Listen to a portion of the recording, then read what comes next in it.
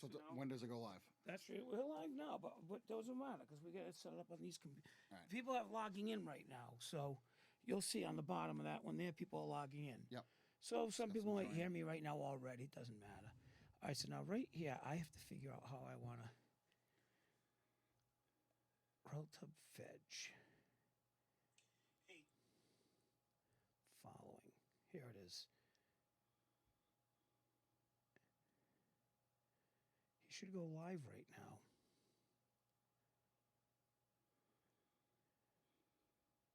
So I should search for you over here?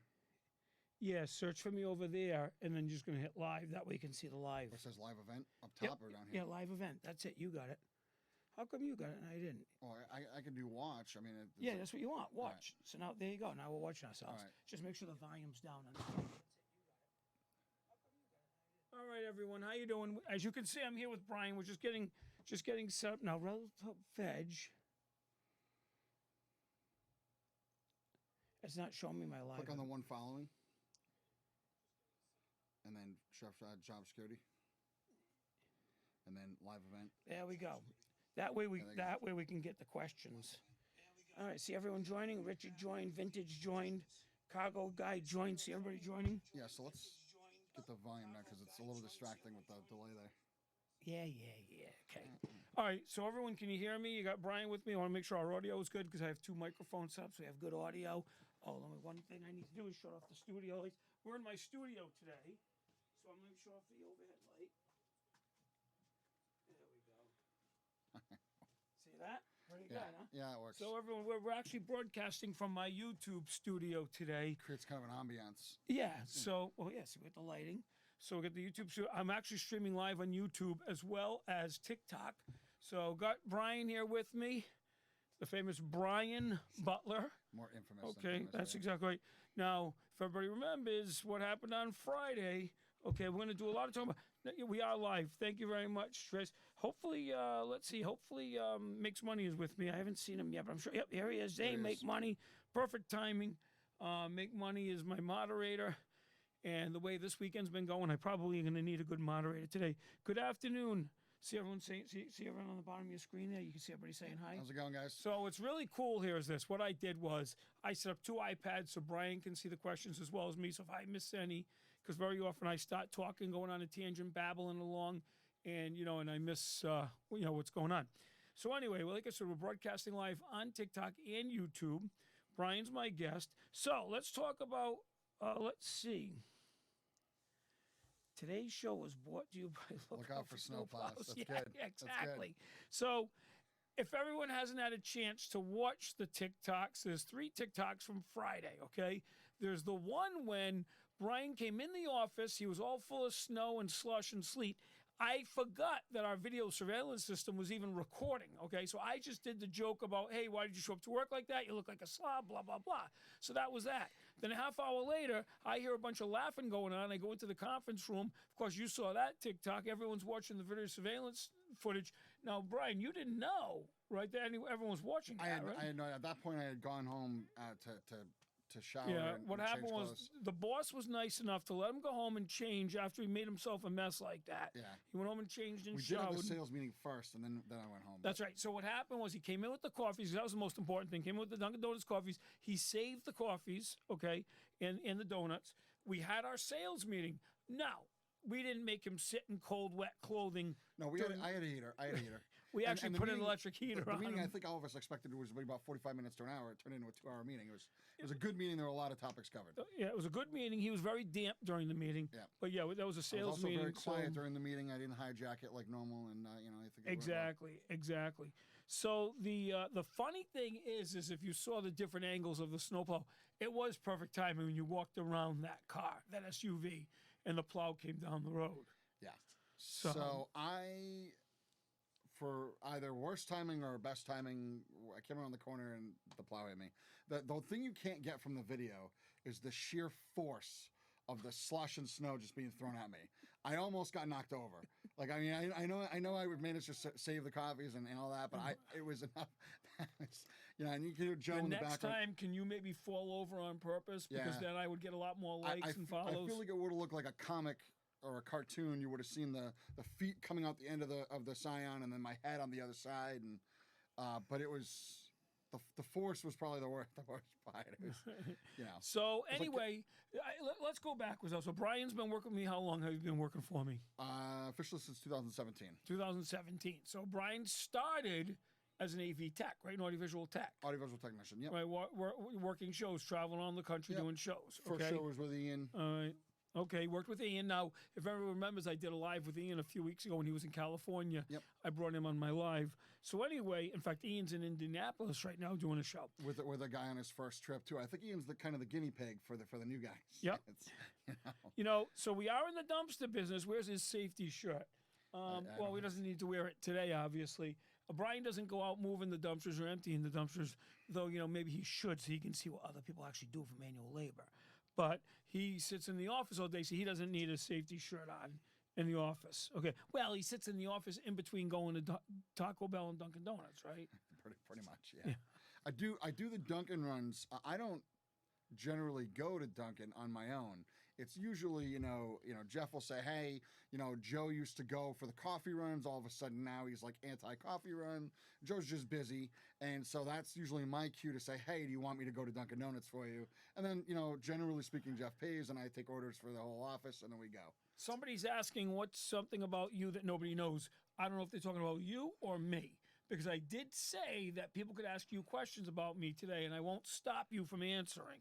Okay? Asking questions from about me or about you? No. In other words, I told everybody when I put this on that, you'll be here answering questions. Yes. And that people can ask you any questions about me, okay, that they may not know.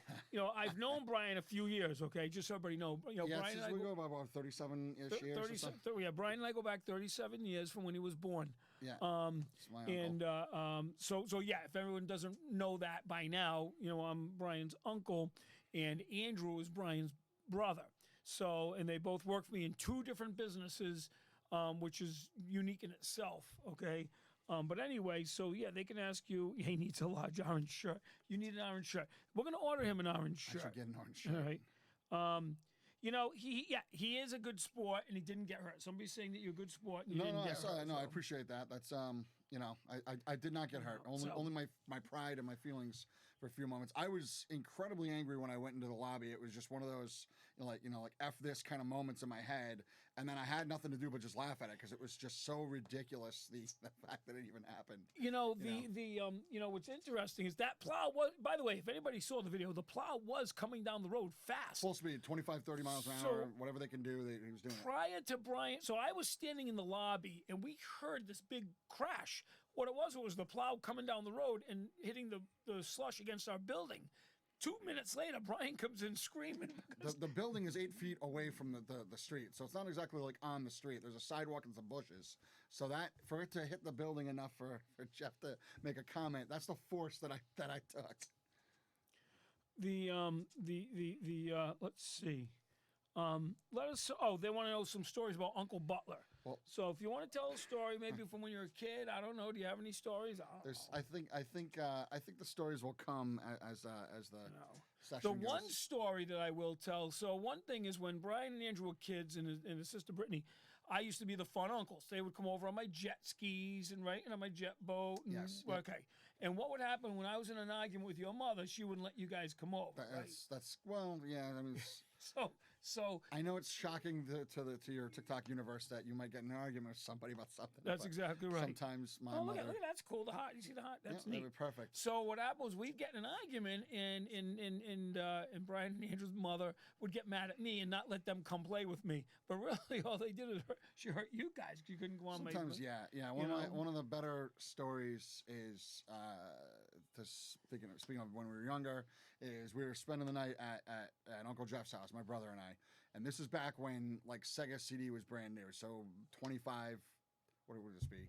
25 years ago, 30 years, 35 well, years ago? Well, it'd be 30, when you were 7, it'd be 30 years ago. Yeah, 30 years ago. So yeah, so anyways, so we're sitting there and we're playing the game and we're into whatever the games are, and Jeff's making some pizza. He makes homemade pizza. He's pretty good at it. I don't know if he still does it, but he always did when we were younger, and it's something he liked to do. So his friend Joe comes over, Joe Rubin, and Joe is, he was an older guy, and he had all kinds of stories. He was a movie critic for years. He has collected Coca-Cola stuff. I think he had Coca-Cola stocks. I mean, he was all over the place. I mean, he had a life, but he had a way very similar to like a raw kind of comedian. Some of the things he would say, you can't really say with kids. And we just remembered some of the funny stuff we were repeating, which led to a fight between Jeff and our mother, where she was upset that Andrew and I repeated some of the words that Joe said. Yes, to make a long story short, this is an example of a time in which they got in a fight, and then we weren't allowed over there for a little while, and because some of the jokes that Joe told. Yeah, so my friend Joe was an elderly guy. I've talked about him on TikTok before. So Joe was much older than me. He was a movie reviewer here locally on radio stations on WHJJ and WHJY. He was a movie reviewer, and he called himself Sam Silverscreen, and he and I became friends. He was a very colorful character, told a lot of off-color jokes. If you didn't know him, you could get insulted. He was like Don Rickles. He very much, in fact, Don Rickles was his favorite comedian, and that's how he acted, like Don Rickles. So of course, if you take him seriously, then you get insulted. So that's how Joe was, and your mother used to take him seriously, and that's why you guys couldn't come over and play with me, because she didn't like my friends. Anyway, that's funny. Commentary up, but it's going to be the two of you. Yeah, I don't know what this is. Someone quiet this guy down. It's wait. probably me. I'm always being told to quiet down and stop You're talking too much. Yeah. And I nag and I whine and I this and that. So anyway, let's talk about Butler Waste. Everyone keeps asking me why I got into the waste business. And I already explained that. We got into it because the audiovisual took a dive and this and that. So you were chosen to run Butler Waste. Yeah, in the beginning, it wasn't really that I chose. It was more like the sales. So that we needed a sales force, and we had Mark and Joe and Evo and myself and Mike Iafredi. Mike Iafredi was a logistics guy for audiovisual services, and Mark was getting his real estate license, so he wasn't really. Evo started his own business, which has been very successful. He's all over the place. Cleans, details vehicles, things like that. And Joe wanted to focus on audiovisual, so he sold some graduations and reached out to some local, churches and things like that. Anything we could do to keep that end of the business going, but it wasn't enough for all of us. So, Mike and I hit the road doing sales, and then at some point we had heard about one of the other garbage company is going out of business in the area, and it happened to be a big company. And so as a result of that, we had to essentially bring me back into the office because I couldn't be on the road because we were being inundated by phone calls from when M&M basically went out of business, went into receivership and stuff. So that's pretty much around that time. Shortly thereafter, about a month in, I took over as we needed somebody in my position where I could be managing the Butler Waste disposal. All right. So anyway, Brian took over Butler Waste. Now let's talk about Butler Waste. So the problem with Butler Waste, and I always complain about Butler Waste, the money. I'm spoiled. I'm spoiled with happy people coming to buy ice cream cones at my ice cream shops and leaving happy. They got ice cream, they're eating their ice cream. Okay. I'm spoiled about the happy audiovisual customers, right? I'm spoiled about happy tenants that we take care of, right? What's the difference with Butler Waste? How many happy customers do we have? So my experience is about 16 years of management or whatever in the restaurant industry, which is very similar to the ice cream. People are happy. A lot of the complaints you get are, I didn't put tomatoes on this, or I wanted this cooked a little more, or that kind of stuff. Your soda's flat. With trash, it seems to be, and we had hired a consultant, and he did say this, that it's the necessary evil. And essentially, it's something you have to pay for, and most of the time when there are problems, whether it's a root issue, trucks, whether it's acts of God, there's construction, any of that stuff, people aren't calling to say, hey, thank you for getting stuff done. The more you do that, the more you're going to get people commenting that I'm taking too long. It's a little distracting. But anyways, so a lot of the complaints, it's a lot of constructive criticisms or complaints where you don't get a lot of that in the other industries. So I take everything very personally. It's very important to me to represent the company appropriately and also to provide a good service, good, consistent, quality service. No, it's true. The waste business is completely different than any business that I've ever been into, any business I've owned. It's a very difficult business to make money at. It's a very difficult business to have happy customers. look, anybody watching TikTok right now, I mean, obviously, if you own your own home, the city picks up your trash for you. But if you own a business or if you have to pay for trash pickup, I hated it all my life. I hated paying for somebody to take away my garbage. I mean, it was ridiculous. So that's why you got to realize it's a tough business because you're dealing with people that okay. Well, and it doesn't go anywhere. So if let's just for the sake of argument say we miss a pickup because there was a vehicle in the way. Yep. Somebody's asking for a snowplow replay. I might be able to do that. We might be able to get that at some point. Yeah, I can get that replay up there. But by the way, anybody who's joining us, I want to let you know, if you follow me on TikTok or if you don't follow me on TikTok, if you go back a few TikToks to Friday, there are 3 TikToks in a row. And what it is, Bryan went out to get the office coffees, iced coffees, and they started out as hot coffees, iced coffees, and for our meeting, our sales meeting we were having, and on his way back, he got snow plowed, completely drenched by mud and sludge and slush from a snowplow coming down the road. So we posted on TikTok. But also, if everybody knows that, I give Bryan a hard time all the time. Anyway, Bryan, a lot of people want to know. Lisa. A lot of people want to know who? Lisa. Lisa who? Lisa's watching. Lisa, your property manager. Oh, okay, that's cool. Lisa, our property manager's on. So a lot of people ask, is our office really the way it is, how I show it on TikTok? I would say that there are some directive creative license on certain things, but there are a lot of times where it is as funny as some of those the videos you have posted are. Right. So even like the other day when you were vacuuming the floor and somebody kept unplugging the vacuum, we didn't put that on TikTok. That was just happened to be happening, and I said, hey, that would be a funny TikTok later. Yeah. So I mean, but you're saying that we take creative license in the office, and that no. I meant sometimes Uncle Jeff might basically be like, I want to make a TikTok on that. Let's go make a TikTok. But if we were recording live, there'd be plenty of material for you to. Well, I am doing a lot. You know the story on that, right? You're going to do one day Truman Show style. So we're going to do one day, just like Truman Show, or just like The Office. We're going to have my live going all day long in the office so people can see exactly what goes on in the office. Uncle Stumpy's got it right. No good deed does go unpunished. That's right. No good deed. So what happened, Uncle Stumpy? So in our office, you realize we're running literally 4 different businesses out of the same office. Now we are spreading out. The audiovisual staff is going to be going up the street to our old office space there. Butler Waste is going to a new building we just bought for Butler Waste in Warwick. So before we spread out, though, while we're all still crammed in this building, we're going to do a live so people can see exactly what goes on a daily basis at the office. Between the tenants coming in and paying the rent in the front and fighting and arguing over something or complaining about something, or the maintenance staff coming in, or the truck drivers that come in and there is definitely plenty of opportunity if you catch the right day where there might be something going on up at the front of the office with the real estate side where anybody in the back of the office can kind of hear it, and we'll pause what we're doing and we'll stand up and listen. And so that's a good question. Make Money wants to know, do you drive around wasting my gas like Andrew does? No, not at all. No, matter of fact, whenever I go anywhere, I don't even take a company vehicle. I just take my vehicle. I recently downgraded, so to speak, to a Prius. That's the official vehicle of Butler Enterprises, I guess, because Jeff's got like 4 of them. But I had a 4Runner, and I decided to switch because the 4Runner was a little bit older, needed some repairs, and also the fuel economy was not good. So, with the rising costs on fuel, I decided it was a smart thing to do. But I do take my vehicle usually. I don't take a company vehicle for that, so it's my gas. It's interesting. So I want to use this as also an education, even though, it is educational, but regarding like the Priuses. So Priuses get like 52 miles to the gallon. It might not be the most beautiful car, might not be the most stylish car, but it gets 52 miles to the gallon. And when I got property managers driving around all day long from one property to the other, think about the amount of gas that we go through. When Andrew first started working for me, he was driving a pickup truck going through $100 a week in gas. Yeah. Now we go through like $20 a week in gas. I would say that's about. Yeah, I fill my Prius once every 3 weeks. I'm not.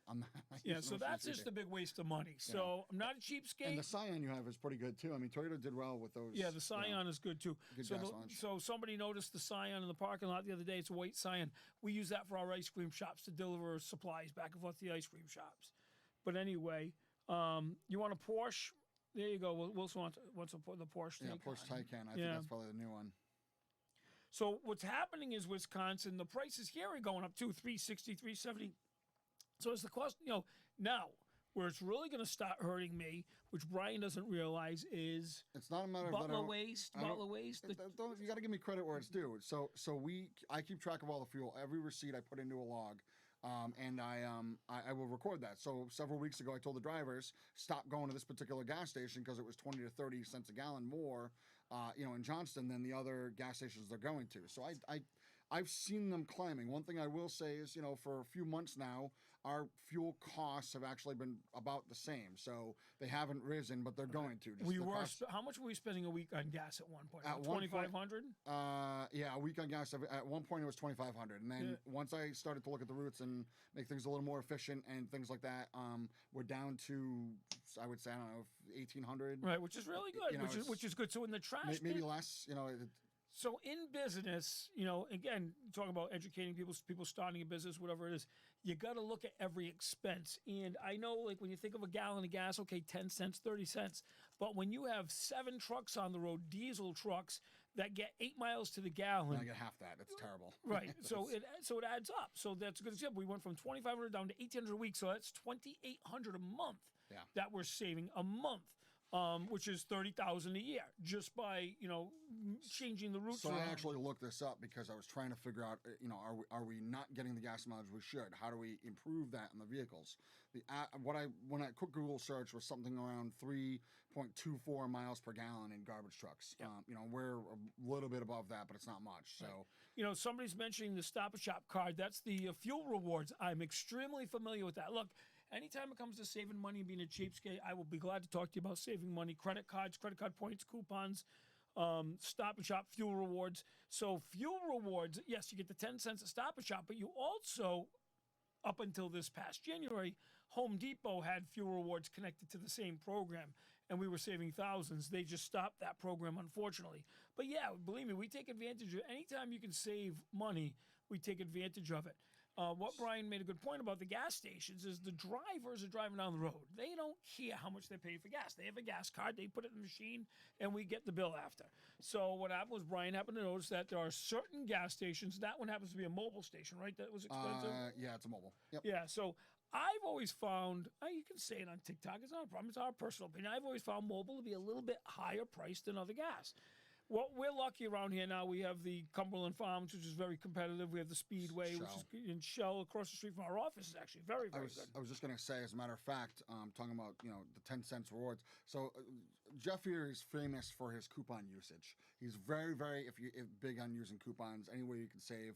The fuel rewards thing, the 10 cents a gallon. That's a great promotion that he really follows. I have T-Mobile as a cell phone carrier, not to plug them, but they every Tuesday give me 10 cents a gallon off at Shell, and if I have a fuel rewards card. Now he is a big proponent of the T-Mobile is the cheaper plan than AT&T, so that's why sometimes I don't have service, aka when I'm at my desk.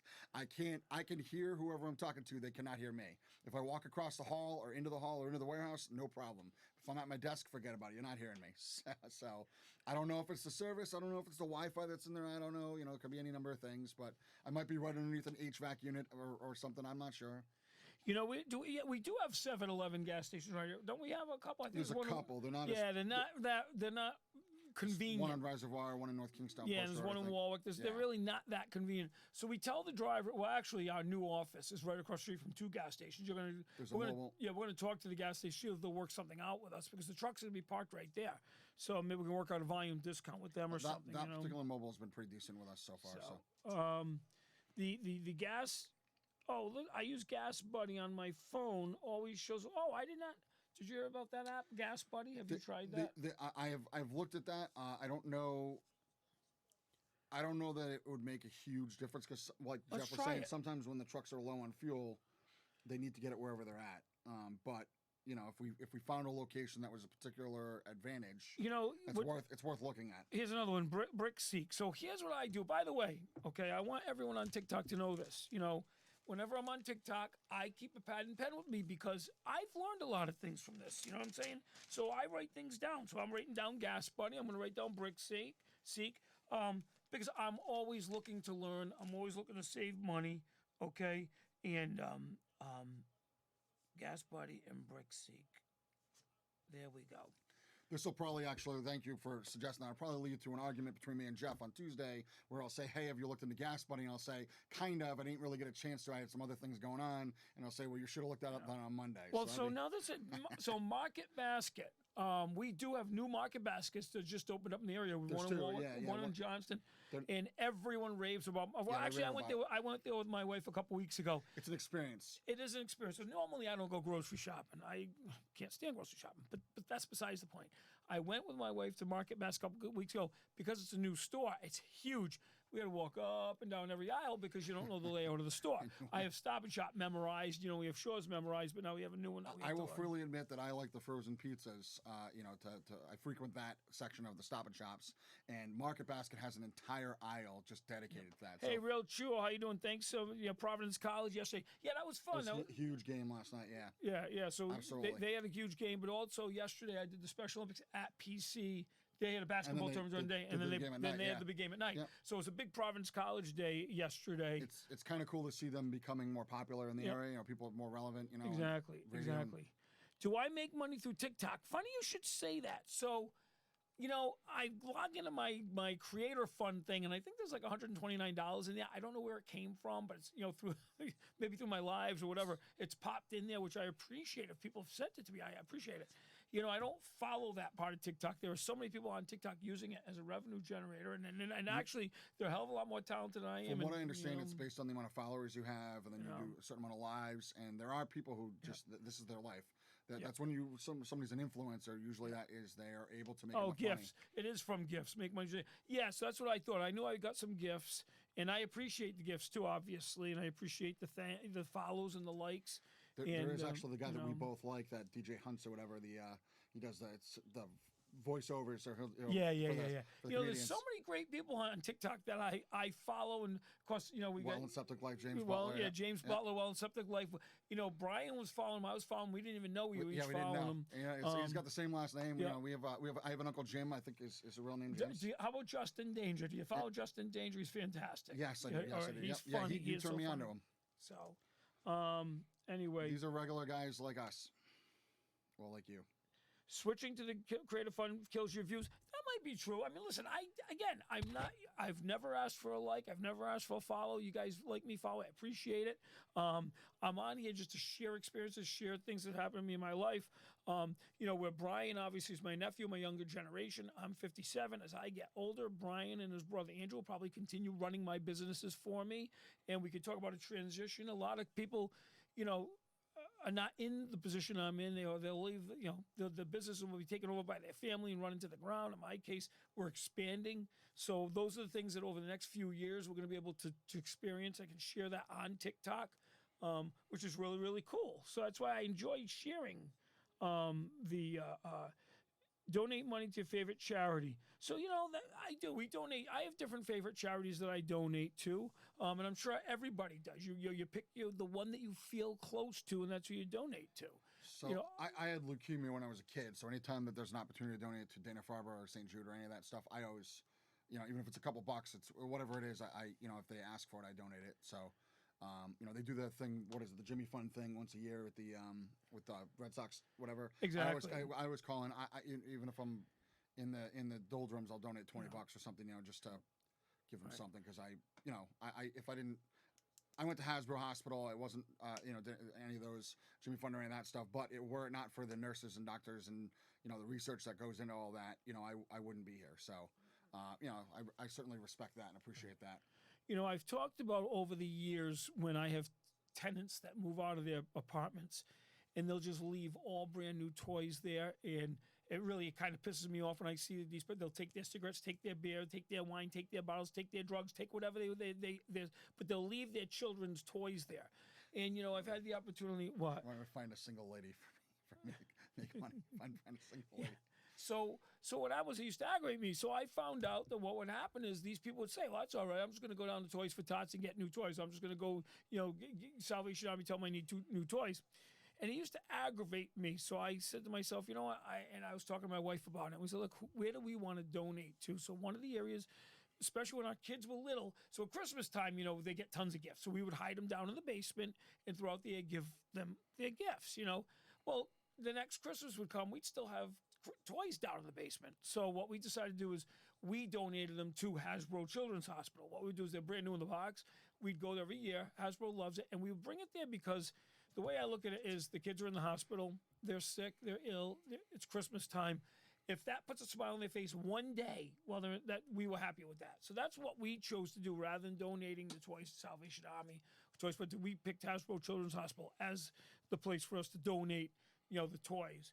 And of course, everyone knows I'm involved with Special Olympics. I donate my time, my equipment, my staff to Special Olympics events all year long. As yesterday we had the basketball tournament that I did at Providence College, and Special Olympics, I have two reasons why I donate to them. One was I used to teach special ed, so I'm very familiar with, and of course, worked at the Grodden Center in Providence, and they specialize with children with autism and behavioral disorders. So that's where I worked and got involved with Special Olympics. But at the same time, when I started my audiovisual business, Special Olympics was my very first customer who gave me a shot. And that's the other reason why I support Special Olympics. They've been a great organization. I've made a lot of friends. They reciprocate it too.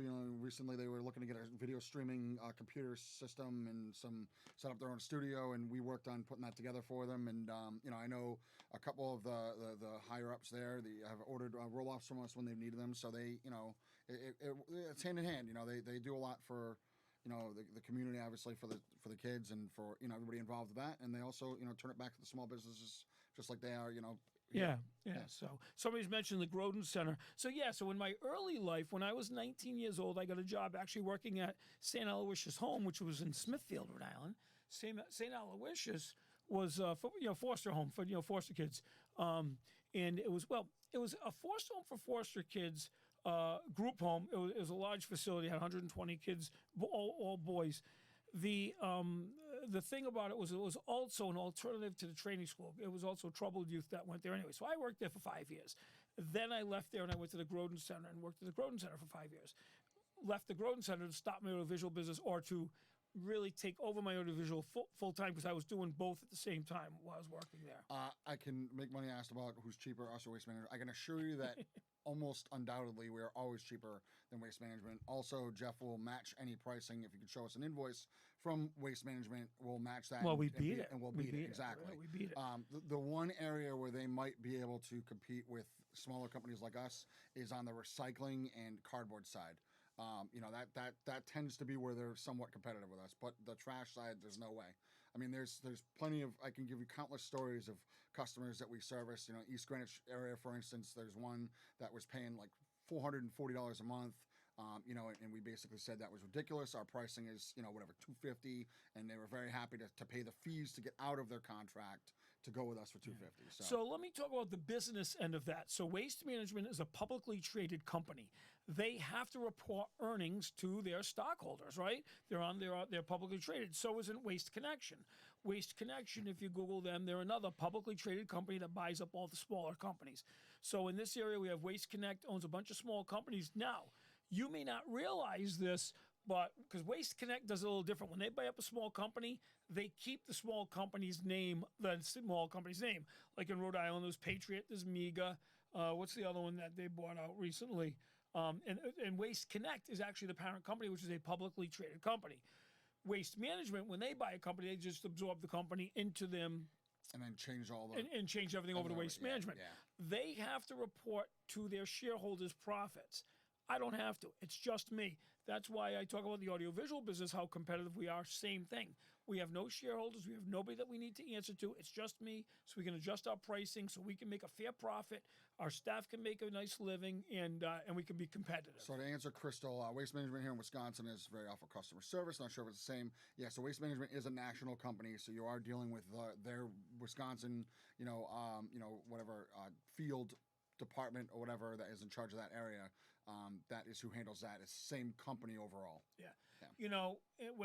When I started Butler Waste, it was specifically because I was getting terrible service from the company that we had two companies that we were dealing with. Grodden Trucking for my construction dumpsters and waste and Patriot Disposal for all my permanent trash at all my properties, my multifamilies. And what happened was both those companies were bought out. That's Grodden was the third one. Grodden and Waste and Patriot were bought out by Waste Connect back in 2020 in July. And that's when we started getting terrible, terrible service. And not only did we start getting terrible service, I also predicted that all of a sudden, because all the small guys got bought out, our pricing was going to go up. And that's exactly what happened. They also charge you a per property acquisition fee in the bill. And not only did it go up, but an acquisition fee. So basically, you had to pay for them to I had to pay for them to take over my property. So I quickly started my business and told them we didn't need their services anymore. So that's the difference. So right now, so in Rhode Island, looking at this, being a small state, it's interesting because you had Patriot got bought out, Golan got bought out by Amiga. Then you had M&M go out of business, which when they went out of business, we bought all their assets. And then just a couple months ago, we had Rollaway Disposal, which was one of the biggest roll-off construction dumpster companies in Rhode Island, been around for 40 years. They retired, and we bought them out. So that's the other thing, too, Brian. In about a month, you're going to be pretty busy. On the roll-off side. Yeah, on the roll-off side, construction dumpster side. We're already seeing we have a lot of good customers on the roll-off. It's been steady through the winter, which is supposed to be slowing down, and I think that the rollaway has certainly helped with that. Yeah. If you guys, by the way, if you ever want to know pricing, because we're honoring the rollaway pricing, right? So they can go to rollaway. So if you go to rollawaydisposal.com, we took over their website. I haven't changed it yet. The pricing is on the website. So if you ever want to see the pricing, because they're very competitive, and that's the other thing too. We don't mind advertising our pricing. Now, let's talk about the roll-offs, because people get very confused by that. And you know what? I want to share this information. When you rent a roll-off dumpster, okay, we typically charge for the delivery and the pickup, and, well, it depends on what size dumpster. We'll say a 30-yard is 3 tons, right? Well, for our pricing, it's 2 tons, but I believe. All right, so how much do we charge? $495 for 2 tons. All right, so for $495, I want to explain this, because this is where the confusion lies. Believe me, before I was in the business, I was confused too. And also, I want to make people aware of something. So you pay $495, you get delivery, pickup, and 2 tons of waste, which is the average. The thing is, if you go over on the tonnage when we pick up the dumpster and we go weigh it, you have to pay the difference of the overage. $125 a ton, which is $125 a ton. Okay, and it's prorate. If it's half a ton, it's half a ton. It's a ton and a half, ton and a half. Okay, but it's $125 a ton. The reason why I say that is because before I was in the business, believe it or not, there are a lot of unscrupulous waste companies out there. A lot of them, more than half of them. They would lie about what the overages were. They would lie about what the weight was. And what would they do? They would charge you extra. All of a sudden, your card has a bill, $200 charge. Oh, your dumpster was overweight. Now, I'm going to tell you a story about that. Before I was in the business, Heather, who works for us, Heather, everyone knows Heather's my bookkeeper and also my office manager. They were remodeling her bathroom. So she rented, I think it was a 10-yard dumpster from a company in Rhode Island. Dana, that's a 30-yarder, so I don't know. What? She asked if that's 20. That was a 30-yarder we're talking about. Oh, we were talking about a 30-yard. Yeah, the biggest one that you can get. But anyway, so Heather rented a dumpster. So she's remodeling just a bathroom, a normal bathroom, right? Tile on the walls, tile on the floor, bathtub. So with that dumpster, she got like 2 tons. Now, being in the business now, that would have been plenty. That dumpster was perfect. But all of a sudden, 30 days later, after she rented it, they charged her card $395, told her she was over by 3 tons. So I'm telling you, I'm looking everybody in the eyes right now, that company was screwing her. They were taking advantage of an innocent victim, and that's what you have to pay attention to in the waste business. So here's what you do. Go ahead. All I was going to say was that, just to put it into perspective, Jeff has said that it's very difficult to make money in the trash business. It's very much a volume business. I would have to imagine that most trash companies are very similar to us with their fees on the overages and things of that nature. You do not make any money on the overage. You make minimal money on the overage. The only reason we charge what we charge is to cover the cost of the guy going and picking it up, and that's kind of the labor and the fuel for that. Where the not so much the money that is made, but where the actual minor profit is on the delivery side of it. And it's a gamble, because if they don't have any overages, it's the same to us as if they have overages. It's just the overages we have now paid for, so that's why we have to. Well, because the overages now we have to take the Correct. dumps, and it costs extra fuel. So on the overages, all I'm saying is, so for anybody to go back to in Heather's situation and overcharge and say it was over, they're trying to make up for loss. So what I'm going to suggest to the consumers out there, if you're remodeling your bathroom, you're doing your roof, you're building a shed, you're cleaning your house, you're doing a clean out, all you got to do is ask the company for the weight slip. Ask them. Say, I want my weight slip. If you're going to charge me overage, I want the weight slip. Now, the way the weight slip works is this, and it goes, full disclosure here. When we go empty the dumpster at the landfill or at the private landfill, our dumpsters have serial numbers on them. So they put the serial number on the weight slip. That's how we know which... And the truck and the time and, exactly. and all that kind of That's stuff. how we know which house, which property, which customer came from. So believe me, I learned this by getting screwed many times before I started the business. So if you are ever going to rent a dumpster from anybody, okay, whether it's us or somebody else, ask for the weight slip after. Now, the other dumpster companies are probably really pissed off at me right now for saying that. But you know what, though? Run an honest business. If you can't run an honest business, shut down and move on, okay? That being said, it is tough to make money in this business. But you know what? We're not going to make money by lying to people how much their overages are. No, and if they can't produce the weight slip, then they probably aren't giving you an honest price. It's one of the things that we do try to do is operate in good faith, and be transparent. If you ask us a question, I can assure you that sometimes it's not the answer you want to hear, whether it's delays for whatever reason. We're at least being honest with you. We're not trying to give you a sales pitch or something you've probably heard a dozen times from other companies or other things of that nature because, we're local. Jeff is out in the world and you see him at his ice cream shops or doing a Special Olympics event. The last thing he wants is for somebody to walk up and say, yeah, I don't feel like that was an honest transaction. That's the last thing you want to have. Somebody's asking if you can't produce the weight slip. So obviously we get the weight slip every time. If somebody can't produce the weight slip, as far as I'm concerned, you pay for the original rental of the dumpster, the original weight, and then you just challenge it, dispute a card, let them know they didn't give you any slip. If you dispute your credit card, that will force them to come up with a weight slip because now they have to handle the dispute with the credit card company. It shouldn't go that far.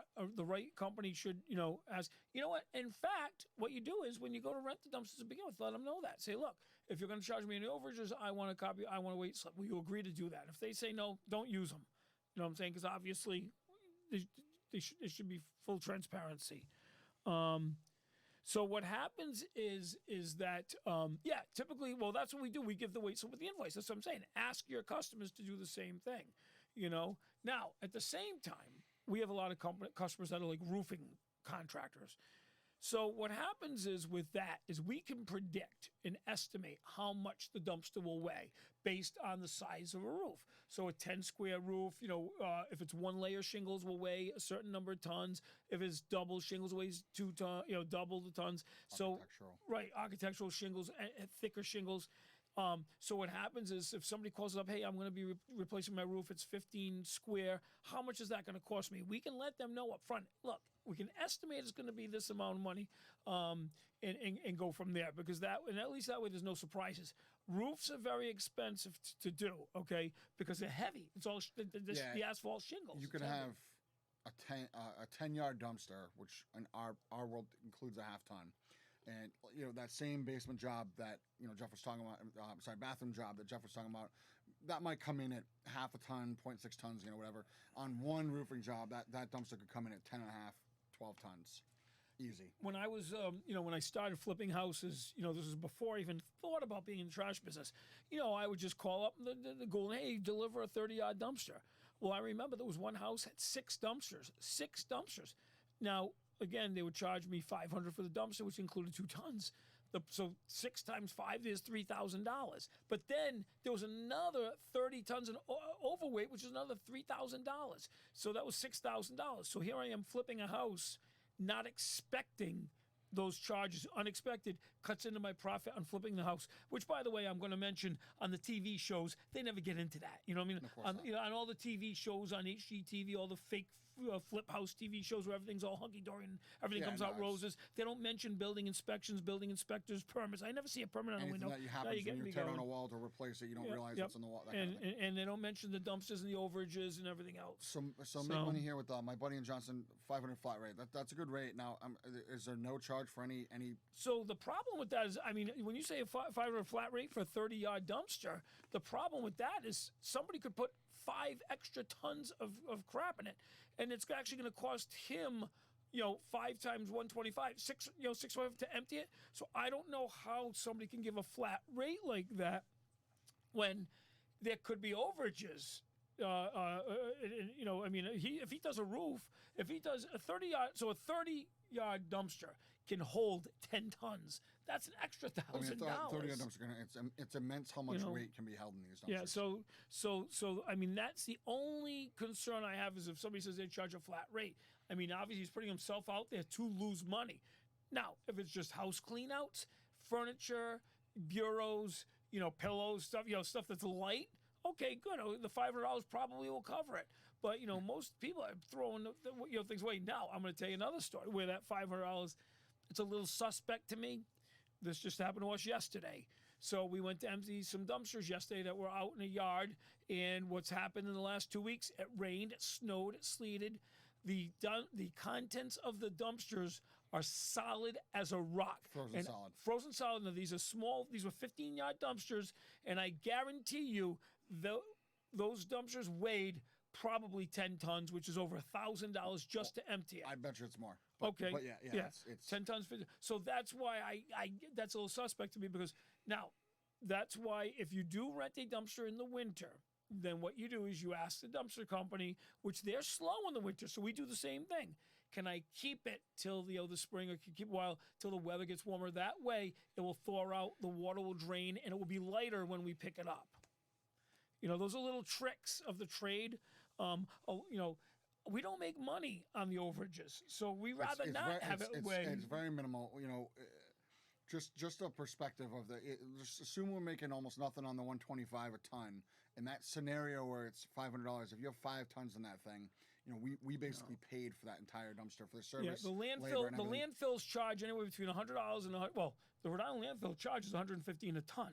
Yeah. Okay, and then the other one charges $105 a ton. So when we charge $125, that's for the extra gas, you know, surcharge basically because of the weight to get it there. And again, we get like 4 miles to the gallon. So the point that we're trying to make is that in the waste business, this minimal profit. It's volume. It's all volume, and especially on the roll-off side. It side. takes a long time to get there. Here's the other thing: those 30-yard dumpsters. When you buy one of those new, they're like $8,000. So you buy one for $8,000.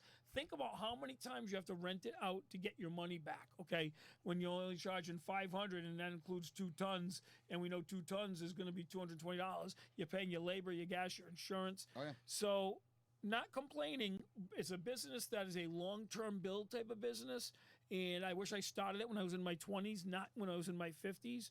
But at the same time, it can be a good business if you run it right. But I like to educate the customers here. You know, I was a customer. That's why I started the business, because I was a mistreated customer who couldn't stand the trash business, and that's why I started the business. You know, one thing that does happen in this business, you know, when we were having the initial sales meeting with the consultant, you know, it's the difference between audiovisual and the garbage business is, audiovisual, if you got shows going on in California, you know. All right, so what size is that dumpster? Make Money just sent that. How much of that dumpster's on my cell phone?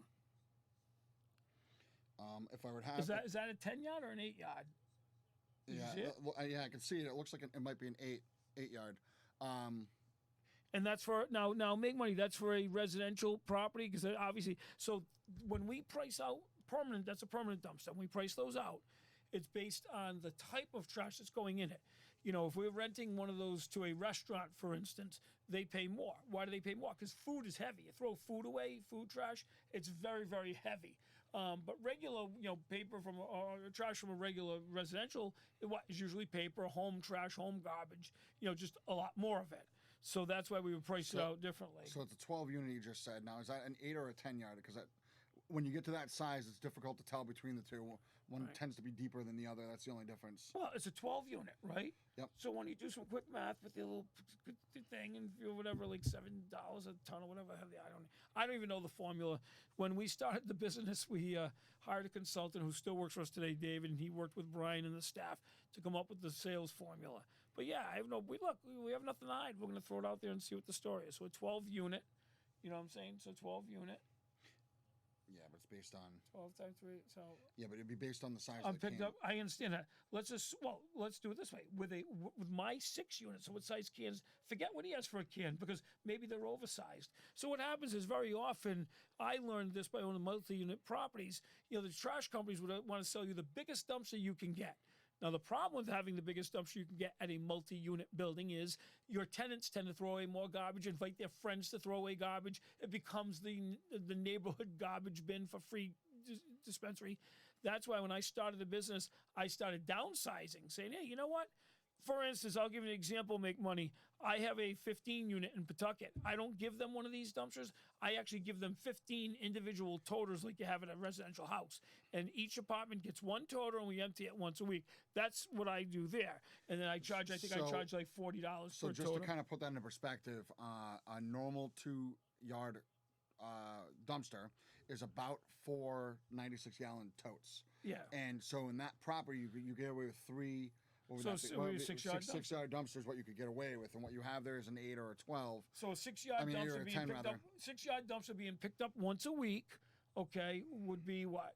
So that's a lot of the companies oversize. Why? Because they want to raise the price, charge more, make more money.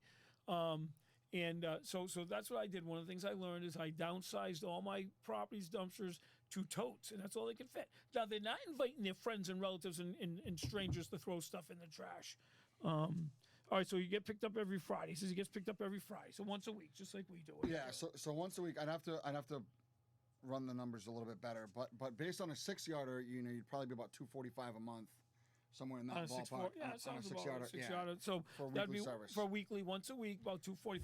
That sounds about right. But it depends on, again, if you need the 8, then that's a whole different ballpark, and it's a matter of. Yeah, ask how much it is. I'd be curious to know. Just for our own educational purposes. Here's the other thing. When we and of course I know make money. You live in an apartment complex. What happened with me was, we had our, we have tenants throwing out Christmas trees, couches, desks. But you know what? All the people that are on TikTok right now, that you live in a single family house like me. If you have to get rid of your couch, your chair, your Christmas tree, that's up to you to get rid of it, right? As a property owner, you have to get rid of it. Why these people think they can live in an apartment complex and Jeff, the garbage fairy, is going to get rid of their big stuff? That's what kills me about that. You know what I'm saying? He's going to show up with a little wand. Yeah, exactly. So we had to re-educate, and I do. I re-educated a lot of my tenants. Say, look, this is just like living in a regular single-family house. You have this is how much garbage you have to get rid of. If you have larger items, then you have to figure out a way of getting rid of it. Now, we do offer the service where we charge, and they can call the office, and they can say, hey, look, I need to get rid of a couch or a refrigerator. Well, we supply refrigerators, but yeah, we couch. do bulk pickup, and there's a flat rate for that. And the idea is you get, depending on how much stuff you have, 1 or 2 guys that show up and then do it, and we price it out by the job. Yep. So anyway, so the trash business is. So I get very frustrated. Brian will tell you I get very frustrated with that business. Very frustrated. Now the reason being is how often do the trucks break down? Oh, it's funny, is it? It's the trucks break down. The rear load trucks really don't break down. We haven't had any major service issues in over a year on those. The front load trucks, they're a little bit more long in the tooth. So let's explain what they are. So the front load trucks are the ones that have the forks in the front. They flip over the dumpster over the top of the truck. Those are front load trucks. Now, if you notice, Waste Management, a lot of the big companies switch over to those. Now they do, because I'll tell you why. Because it's less labor. They only need one person in the truck. They drive up, they flip it over. So they do it because it's cheaper for them to run that business. Everybody, Republic, Waste Management, MEGA, all of those companies, everybody's going to try to go to front load. That's the newer, so to speak, style of truck. But the trucks have more moving parts. They break down all the time. So you basically have to own. So here's the story with that. You have to own 2 trucks for every one truck, because you have to have a backup truck. Because we just had the problem. We have 2 trucks. And 2 weeks ago or 3 weeks ago, both of them broke. We were screwed. So that's a good example. And by the way, to rent. So we rented a truck. We rented one of those trucks for 1 month. 1 month. It was you can't get it for anything less than a month. $8,000 to rent it. Just $8,000 a month, $2,000 a week. So we lost money that month. But what do? You have to service your customers. So the other reason why a lot of the companies are going to the front load is because of the fact that every single stop you go to, you have to back up to, you have to get out of it, you have to go back and service the totes or the dumpster or whatever it is. Also you're dealing with totes. There's sometimes they're not put on the sidewalk like they're supposed to. So there's different things like that you don't deal with a front load truck. Insurance purposes, it's cheaper. You don't always need a striker unless there's it's going to be a heavy load or a heavy week rather, or a heavy day. And that there's a lot of ways to essentially save money and also be more efficient. Because if you're not getting out at every stop, you can add more stops to the route. So make money just made a good comment. Yeah, Walmart has plenty of room in their dumpster. But I will tell you what's funny, well, not funny about that, but what's interesting about that is, it is against the law to throw trash into a business's dumpster. It is against the law. You actually can be fined for that, believe it or not. That being said, I know not everybody does it, but it's a very popular thing to do. Before 8 years ago, in fact, I have a video. I'll have to put it on TikTok. It's an 8-year-old video. And it's before I was even in the trash business. My ice cream shop in Warwick, somebody kept throwing trash in the dumpster, filling up our dumpster. So my father, who managed the ice cream shops at the time, actually ripped open one of the bags and got the address to where the person was, because it was constantly happening. So the person actually got all their trash back on their doorstep one day, and the bags happened to break open. And I actually videotaped the whole thing too. So that has happened too in the past. It happened to us a couple weeks ago in Pawtucket, one of my properties in Pawtucket. There, it was a different story. In fact, I did a TikTok. Our driver was there to service the that stop. That was one story where our driver, they threw the bag out at the driver. But even prior to that, I went over there. There were bags of garbage all over the front yard. I said, "Who the hell's doing this?" When we have dumpsters in the back. I opened it up and I figured out what tenant it was.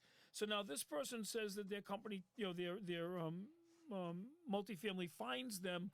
We do the same thing. So if somebody throws a couch out or a bed and they just think that the trash fairy is going to get rid of it, it doesn't work that way. So our tenants know that we gave a $50 reward to anyone who tells us who threw the trash out there. And we do. And we fine them and we give the $50 to the tenant. There's a couple of factors that are involved there too. So if somebody tosses out a mattress, you can't put that into a garbage truck. When you do, then when we're dumping it, we basically get fined, or we pay a fee for the mattress. You can't put a couch in a garbage truck either. Some of the bulkier furniture, the blade just won't crush it well enough or at all, and you end up basically having to go back to the dump a lot quicker. It's much less efficient for the route. There's a lot of variables as to why, garbage trucks that are servicing a permanent route, it's just supposed to be garbage. Regular debris, could be food, could be, paper goods, stuff like that. There should never be construction, debris, demo, sheetrock, etc. Those are for roll-offs. It's it's very frustrating when you go to a stop and that there's stuff that's mixed in there that shouldn't be in there, because we pay the price when we get to the landfill. Absolutely. So the other thing is this. So when we started having bad service back in 2020, when I decided to start the business, we were calling our company Patriot. They were answering the phone Patriot. We thought we were talking to Patriot here in Johnston. Well, little did we know we were talking to some national phone number, because Waste Connect bought them out. And we were talking to them. They were just giving us a bunch of lip service, and it got bad. It got very bad at that point. So that's the other thing. So obviously we are a small local business, very local. Yeah. Very small. Yeah. But as far as the front load, the permanents. So the permanent dumpsters, there's two sides to the trash business. You get the permanent dumpsters, which is either front load or rear load, which we have about 350. Well, actually, with me, we have 400 customers, about half and half, front load, half rear load. We're actually switching back to rear load. We started as a front load company, but buying out M&M and just increasing our business. M&M was a rear load company. We bought all their assets. We have the dumpsters available. As we've learned over the past, I would say especially the last 6 months, pretty much the end of June was when we started to have some problems with the trucks, and then it turned into more and more as the year went on. The front load trucks, not the rear load. We basically made the decision that it's not worth trying to save the costs or be more efficient or do what everybody else is doing. We're going to do the rear load for the reason, which is we need to be consistent and service our customers appropriately. How much for cheating boyfriends? How much money for cheating boyfriends? I don't know. What are they talking about? Not me. Well, it depends on how big he is. It's that's a good question. Is it going to be a 2-guy affair to get him out of there? Is it going to be a how heavy does he weigh? Yeah. So that's a funny story. That's a funny question. It's a good question. So we do. So here's what's interesting about that. If Jeff had to choose one business, what would it be? Audiovisual, right? Well, it all depends on when. Non-COVID times would be audio. It'd be audiovisual. Yeah, non-COVID times would definitely be the audiovisual. That's where he started. I mean, that's where that. The audiovisual business is a very it's stressful, but it's and it's a very equipment equity. you have to own a lot of equipment. $500,000 worth of equipment in our warehouse. It requires you to have a lot. Yeah, You have to have a lot of equipment. You have to have the newest technology. You always have to be upgrading your equipment. That being said, it's also a high profit business. It can be, because once you own the equipment, That's exactly right. The problem you run into with the audiovisual, which is with the equipment, is the more it travels, the more often you have to replace. So in the audiovisual business, when I say it's stressful, here's why it's stressful. If you're doing a huge event with 3,000 people in a convention center, and you got the stage, we set up the screens, we set up the projectors, the lighting, the sound, okay? So picture this huge event going on, all right?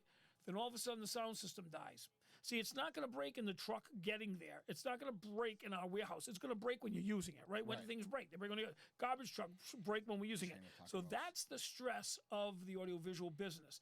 But it is a high profit business. And if you keep your customers and clients happy and you make them look good by doing a nice presentation, they don't listen. It's with that business, it's not about the money. It's about making your clients look good and the convention go well. That's a good way to put it, because it's really about the attendee experience. And if the attendees have a great experience, then the clients look good. And that's the most important. Keep things smooth. Keep the clients as little work as they have to do beyond what the massive amount of stuff they're doing with planning and with handling the event. When we go to those in audiovisual, that's the other thing too. The meeting planner. So meeting planners, I'm sure people know what a meeting planner is. They're the one who set up the event.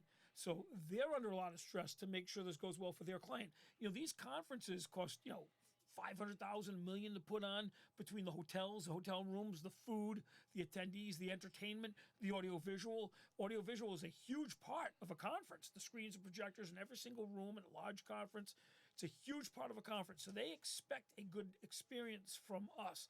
So they're stressed out. So what we've learned over the years, what I've learned over the years, and again, I learned from my mistakes, it's all about the preparation. The better you prepare for a show, the better you get prepared way before the show, it goes smooth as silk. And we've had 100% success over the last few years because of the preparation that we put into it. Right now, as we sit here, we're doing right now we have 3 conferences going on, one in Texas, one in Indianapolis, and one in Florida. Where we have guys on the road right now doing shows for me. So that is my main business that I love. Obviously, the real estate's turned out to be a good fallback. I've talked about this before, where the audiovisual business is where I made my money. In 2008, when we had the banking crisis, took a huge hit with the audiovisual business because there was no conferences, no meetings. And then I started rebuilding and started buying real estate. When COVID hit, the audiovisual business took a hit again. The difference is that I had the real estate to be able to fall back on. The day-to-day, he probably would keep the Elmwood Realty, but overall, if in a perfect world, probably audiovisual would be the direction based on life experience and. But then again, the ice cream shops. So here's the funny part about the ice cream shops. Okay, they're opening up in a couple of weeks. I'm really anxious. I can't wait till they open, right? Because we're gonna have happy customers, people buying ice cream. They make a little bit of money, so it's a great little part-time thing in the summer, seasonal business in the summer for the 4 ice cream shops. And then when September comes, it's like, oh, what a pain in the neck. I can't wait till they close for the season, right? I want the break, right? But now I'm anxious for them to be open again too. So different times of the year, when you ask me different businesses I like, it's all seasonal. Yeah, it really depends. It's on a snowy, wintry day. I hate the trash business. Why? Because we can't empty people's trash, and so that's why it's all about seasonal. But what's the more frustrating at that point? They're all different. So the other thing is, as you can all see, every business I have is different. They tie in together a little bit, but. Really, the ice cream shops do, because the ice cream shops obviously gets rid of trash. Butler Waste is a trash company. Elmwood Realty has to get rid of trash, so Butler Waste is a trash company. So they tie in together, that way. But now let's talk about that customer service. So when our trucks broke down a couple weeks ago, and I don't mind saying this, when our trucks broke down, it became very stressful for Brian and Nicole in the office, because what happens is, the people look out their door, they see the trash piling up. So what do? They call the office. They're really upset. We are just as frustrated as they are. One of the things that we do, which I don't think any other trash company does, is we have the Elmwood Realty staff, my maintenance staff, who are great sports, that are good sports. Those guys are great. Listen, they help us out immensely. You know that, Brian. And Andrew's staff. Andrew's staff at Elmwood Realty go above and beyond.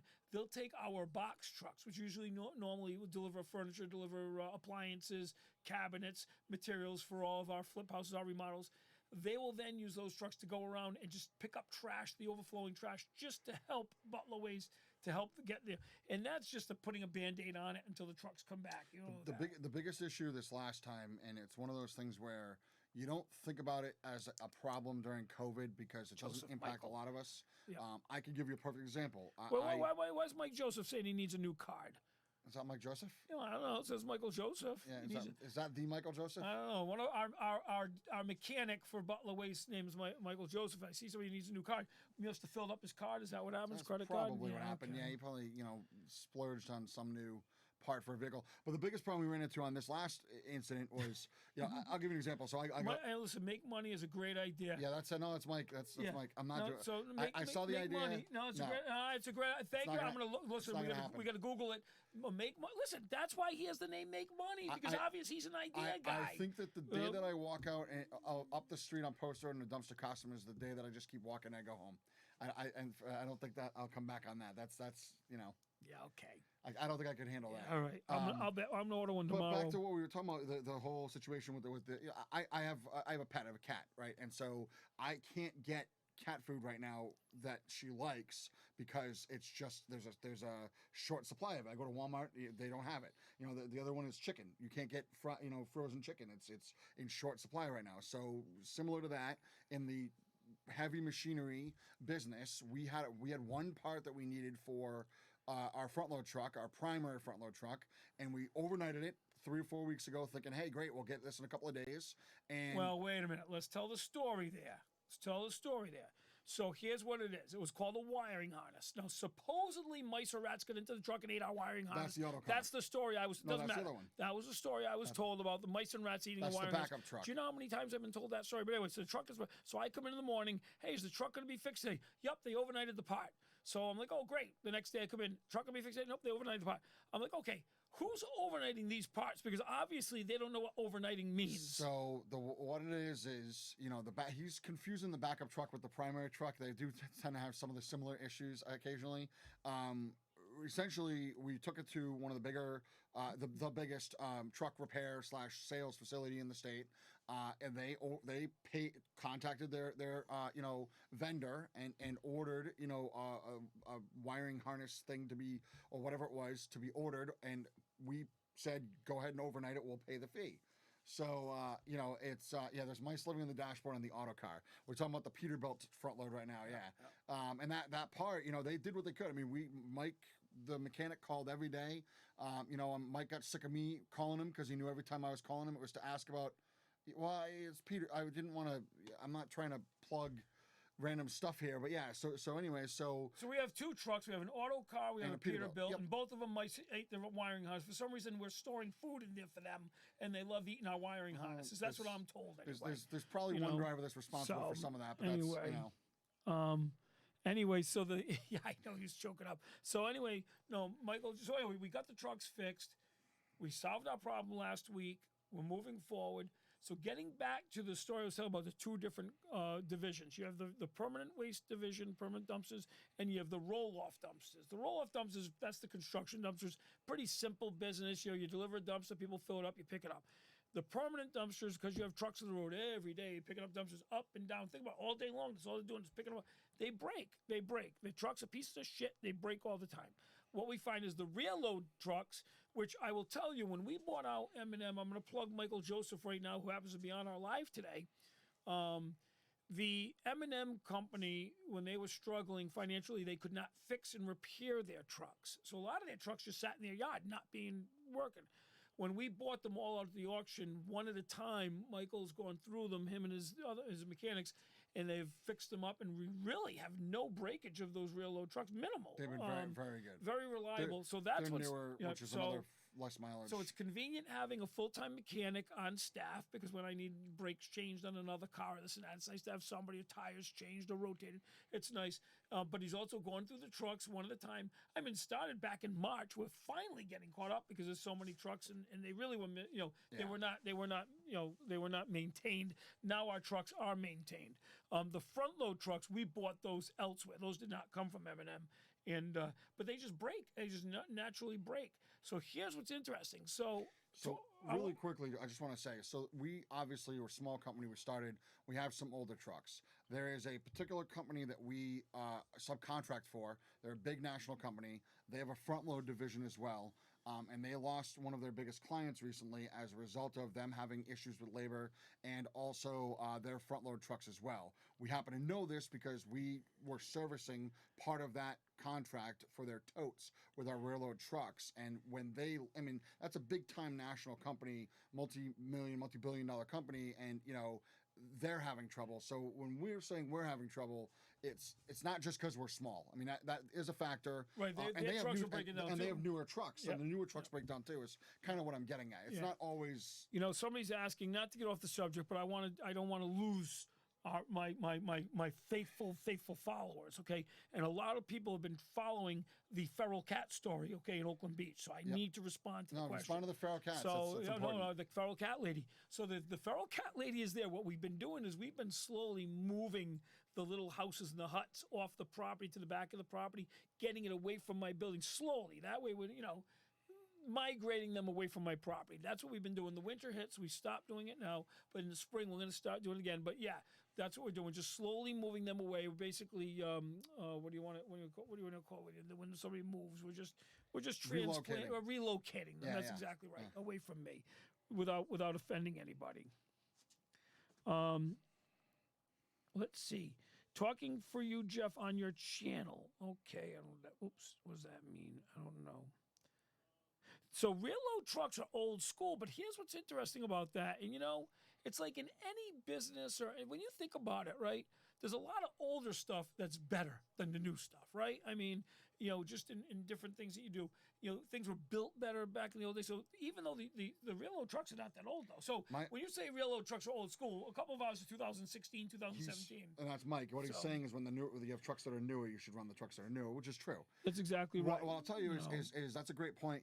Like I said, I come from a restaurant background, and things were just built better, at one point than they are now. Now, a lot of these companies have realized that the way to make money is to have a repair schedule and have a required maintenance. I have somebody I went to high school with, grew up with. They own several successful pizza places around the state, Twisted Pizza, and they have their original store on 10 Rod Road. They have a dough machine that they've had since they opened the store 50 whatever some odd years ago. Is Twisted Pizza a customer of ours? They're not a customer. Why are you plugging them then? No, whatever. So I plug you. We plug people. Yeah. So, anyways, long story short, that particular dough machine is gear driven, and they have to change the oil in every once in a while. But that's it. They've never had to have any kind of major repairs to it. It still runs. The newer ones that when you buy these machines, 90% of the time they come with a belt, which has to be serviced every couple of years, and they sometimes don't even make it that long. Kind of like when you buy an iPhone. After a year and a half of iPhone, they got a new one coming out. They do an update, and it slows everything down. Some things newer. The older stuff is better than the newer stuff. Yes. Now the rear load trucks. It was built to last back then. What happened was, don't get it. There's only one reason why these companies switched to front load trucks, and that was to save labor. That's correct. To get rid of drivers, to save labor. The thing that we learned, and the thing, is when the truck. Since then, though, here's a couple of things you should keep in mind. Most cities and towns now require you to keep your dumpsters inside a fenced-in area, so to block them, to keep them safe, to keep animals out of a fenced-in area. So that means when the truck pulls up to it, the driver still has to get out of the truck, open up the gates, empty the dumpster, get out, and close the gates. With a rear load dumpster, you back up to the dumpster. Okay, you have two guys usually because if it's toters, you're emptying the toters or the rear load dumpster.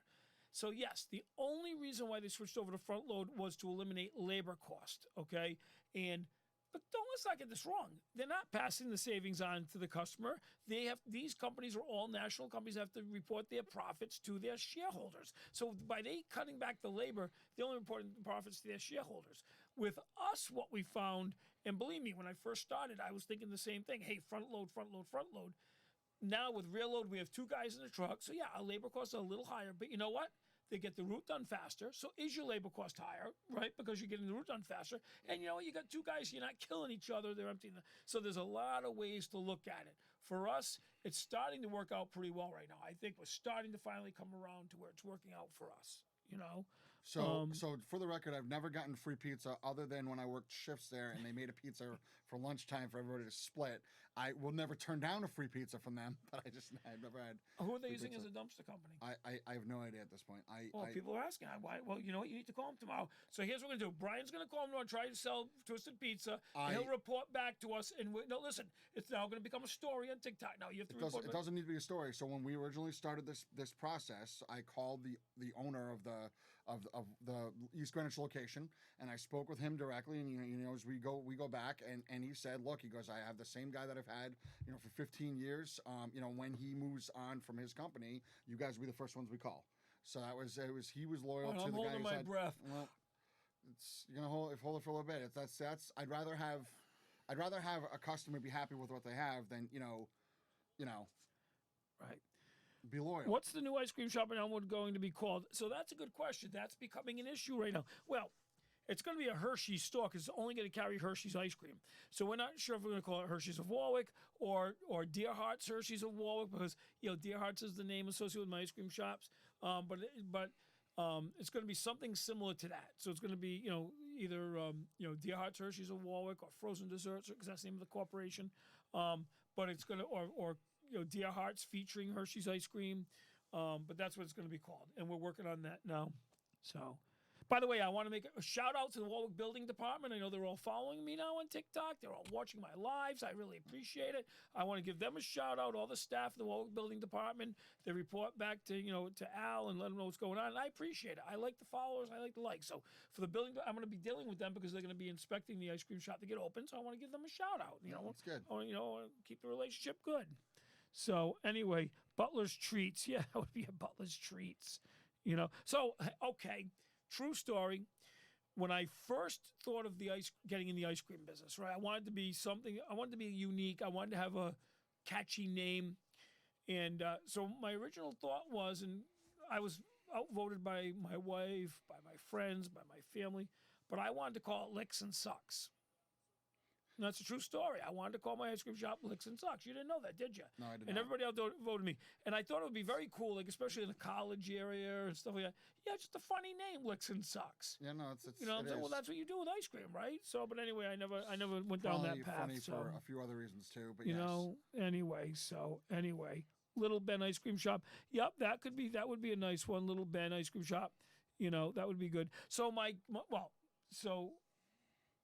daughter, my son is Ben and my daughter's Emily. I thought of Ben and Emily's, but it sounds too much like Ben and Jerry, so I didn't want to, do that though. So, been live too long.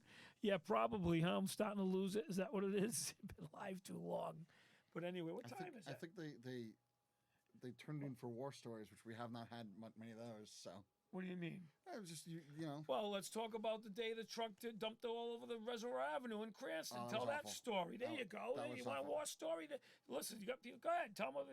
That was. How about going over the bridge? $4,000 fine. How about that war story? That was How about when the state police pulled it over and went through the fine tooth comb? That $4,000 bill. Well, yeah, it's the bridge one.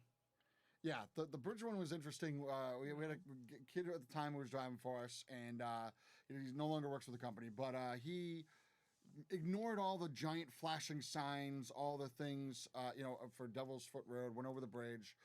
Immediately upon getting over the bridge, he got, pulled over by a truck. Our truck had to get towed because, I want to interrupt you there, though. So here's the only thing I'll say about that particular story.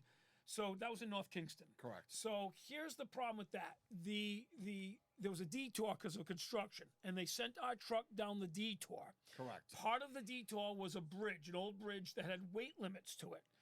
So our truck went over the weight limit bridge, broke the weight limits on the bridge, right? The law. Yeah. And the policeman pulled over, gave him a $4,000 fine. The problem I have with that is I believe that was a North Kingston money grab. I was very disappointed with the city because it's a money grab, and the reason why I say that is and shame on the police for supporting the state, for even saying to them, but yeah, I'm going to go and I'm going to give out fines. Because if it was a safety issue, which really should be, right, for being over if it was a safety issue, they would have stopped their truck before it went over the bridge. But they didn't. They wait for let's let the truck go over the bridge, over the weight limit, and then pull them over and give them a $4,000 fine. I agree with that. There was construction. There were detours. The problem is that it doesn't. take into consideration trucks, which they should have had a sign, truck detour goes this way.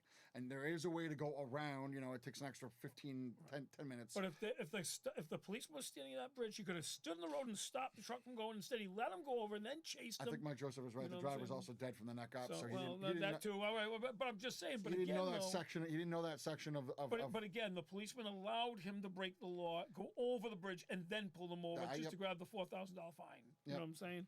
So if it was the state police hang out near the dump all the time. I gotta say they don't really give us a hard time. The state police is great, and you know what? And anytime they're fair, they're fair, and anytime it's been legitimate, especially the missing gas cap for $100, I think that was fair. Yeah, absolutely. The $100 missing gas cap. I think $100 was a fair fine for a missing gas cap that one of our drivers lost. Yep, I think I deserve to pay the $100. So, yeah, I know. Yeah. So Mike Joseph, yeah, you're right. That driver was as dumb as they come. So let's talk about that driver. I'm going to tell you guys a story. So this driver was as dumb as they come. He calls in sick, okay, on the day of our employee party. He was supposed to work that morning. He called in sick that morning. Could not work. It was actually the night before he started the process. But it doesn't matter though. He still called in sick that day, and then he showed up to the employee party. Right. Well, that's my story. what happened was basically he told the other drivers, "F you, you can go do the route," and then showed up to the party. So that was to the company party or whatever. So that was not very bright on his side. His part. Yeah, you're right. If it was a decent officer, he would have stopped them and said, "Hey, look, did you see the detour? You can't go over that bridge," and sent them the right way. But no, he wasn't. No. So that's the problem. So listen, everyone knows on TikTok, I 110% support law enforcement, support police, support first responders, 110%. I believe in it all. What bothers me is those when they are used as a revenue generator for cities and towns. Okay, if it's a safety issue, that's a whole different story. But if they are used as a revenue generator for cities and towns, that bothers me. In fact, I'm going to give it a little story. Right near my house, coming up the road to my house, there's a school. And they used to have a policeman there all the time, stopping cars, giving tickets out all the time. The city of Cranston, all the time. At the top of it, because you're going down a hill. So what happens when you go downhill? You accelerate right in front of the school. It's 20 miles an hour in front of the school. All the time. About a year ago, they put up these flashing speed limit or signs that actually tell you how fast you're going before you get to the hill. So that slows you down. And I said to myself, that's great because A, it's a safety issue. So they're slowing people down using the flashing signs and the flashing, right? And they're not using it as a revenue generator, as a money grab for the city. So that to me was a safety thing. And purposely, they put it up there for safety to have people slow down. But like I said, when police are used specifically as a money grab, now, obviously, you have certain intersections where people just fly through these intersections all the time, and you do have to put policemen there every once in a while to regroup and get people to stop. But when it's specifically as a money grab, like it was that day in North Kingston, I really that really upset me. There was no reason for that. So two and things. By the way, and I told the judge that, and I had so we have somebody that goes to court for us when we have these violations, and I said, you're going to make sure you mention it, and he did, and our fine was lowered substantially. So two things, one of which Mike Joseph pointed out that he didn't own his lobster, which is true. So just so you know, I don't eat lobster, so I'm not one of those guys, but every company summer party that he does, Jeff will buy up to 2 lobsters per employee, and this particular year got a little pricey for him because he has like 60 employees now, whereas in years past it might have been 30, 35. It's for family and and friends and kids and everything. And Brian, you look hungry. Yes, I'm probably always hungry. I was promised dinner after this. That was the bribe for me to come onto this. Yeah, he's staying for dinner. Chris is making lasagna today. Yeah, my Aunt Chris is a tremendous cook. So we're having lasagna after our live. Excellent. But anyway, so I gotta tell you though, I think for the most part, officers don't like getting involved with city politics. They don't like to, but obviously they're following what their bosses tell them what to do, and that bosses are hired by the mayors in the town. So it's the trickle down theory. But yeah, they don't want to be bothered, enforcing those stupid laws. I understand that they got more important things to do. So anyway, so that's the story with the trucks. We do get stopped. The state police do have specific commercial truck crews that are out there that stop the trucks and inspect all the trucks. And again, that to me is a safety issue. You get these, truck is if a truck goes rogue on the road and there's a problem, that's a huge major safety issue. So that doesn't bother me when we get stopped for safety, inspections. So a good example of where they especially the state troopers, very fair. Long story short, we had the one that happened on the Saturday where the driver was instead of being in the second lane, he had moved to the third lane to go around a vehicle, and he stayed there a little longer than he should have before he moved to the second lane, and he got pulled over for that. And also, when the truck got pulled over, it was coming in as overweight once they did their inspection. Now, technically, they can. Why do you tell me these things? Well, you know about this, yeah, but you knew about this. This happened. You know about this. Saturday overweight truck? No, I didn't. Yeah, of course he did. Yeah, I know about. Show me in writing. You don't remember show me the Amazon store thing. Anyways, the amazing store rather. So anyway, so the trooper could have, by all rights, said, "All right, we're gonna get it towed from this location. You can't drive it. It's out of code. You're overweight, or whatever these issues are." He allowed us to bring it up the street and another driver to come collect the truck. So the driver does need to get his eyes tested. That is true. Mike is right on that. I will tell you. I want to tell the story about so. Our insurance is very expensive. So when I first started, in fact, this is a story. So when I first started Butler Waste, it's a new company. So just like if you're a 16-year-old kid and you get insurance, you're in the risk pool. So we got into the risk pool. So what that means is we pay higher insurance. The insurance was $20,000 a month for our, at that time, 4 trucks. Okay, $5,000 per truck per month was our insurance. Now, you get out of the risk pool by how? Driving good, not having accidents, not having any problems. So, of course, I lose sleep at night worrying about the drivers not getting any accidents, make sure there's no problem. So, anytime there's a little small problem, I get nervous that people are going to call the insurance company. We had a driver, Bob, that would run over everything, mailboxes, corners of yards, sprinkler heads. So every time that happened, I just pay the people off because I don't want it to get reported to our insurance. So now all of a sudden I get a phone call from Corey, who still works for us, and Corey calls me up. He's all freaking out. It's like 4 o'clock in the afternoon, and he's like all upset. This is a good one. He's all upset. He's like, I got in an accident. I just hit somebody on a motorcycle. So I said, don't worry about it. Calm down. He goes, don't worry about it. Calm down. He said, don't worry about it. Calm down. He was freaking out. He was freaking out. I said, where are you? So he said, it was a 708. He's at our location at the time in East Avenue. So I said, all right, listen, don't worry about it, Corey. Stay there. Are the police on the way? Yep, the police are on their way. I said, don't worry about it. He goes, yeah, but he's on the ground. He's on the ground. I said, Corey, don't worry about it. So I immediately hang up from him. I call Mike Hackett, who was happened to be on the road doing some errands. So I said, Mike, project guy. Yeah, special project manager. I said, Mike, can you shoot over to it? I told him what happened. I also, Andrew, I knew was right down the street at one of my properties. I said, Andrew, can you go over there? So they went over there and they met with Corey and the police. And now, when they get there's a line of people lined up talking to the police officers. Oh yeah, there's a big line of people. They're all nervous. They're like, oh, what happened? Yeah. Yes, there's a big line of people talking to the police. There's a lot of traffic there. It was just unbelievable. And I'm thinking to myself, oh my God, he hit somebody on the motorcycle. So make a long story short, what happened was the line of people were telling the police officer that this was traffic. They were all lined up in traffic. There were like 30 cars in traffic at a red light. It was a slow red light. And this motorcycle was weaving in and out of all the cars, and when he went behind the garbage truck, he hit the... He not only went behind, he went inside between the curb and the actual garbage truck itself, right, and to try to go by it. And he hit the back of the garbage truck, and it knocked him off his motorcycle, knocked him out. Yeah. And what happened was the people were so pissed off at this guy for weaving in and out, they all stopped, took their time to give their statements to the cops about this guy, and hitting the garbage truck. So Corey didn't do anything wrong. He was just sitting there minding his business in traffic, but he was all nervous about it. And those things happen. Now we also have we have another one. So we got lucky because that did not go on our insurance. Obviously, we did nothing wrong. He was stopped in traffic. So that was a good one. Then the other one was up with the girl that came out of the road and she just hit our truck head on, right? That was another one that involved Corey, and that involved one of the roll-off trucks when he was working roll-off that day. And, the light turns green. He's going to make his turn, and a lady just completely ignored the red light and just ran straight through it and made a turn, went right into the truck and kind of smashed up the driver's side end of the truck there, I believe. Right. Same thing, though. Did not go on our insurance because that was the other driver's fault. So those were two, so again, I get nervous. Since then, on our year anniversary, our insurance dropped in half.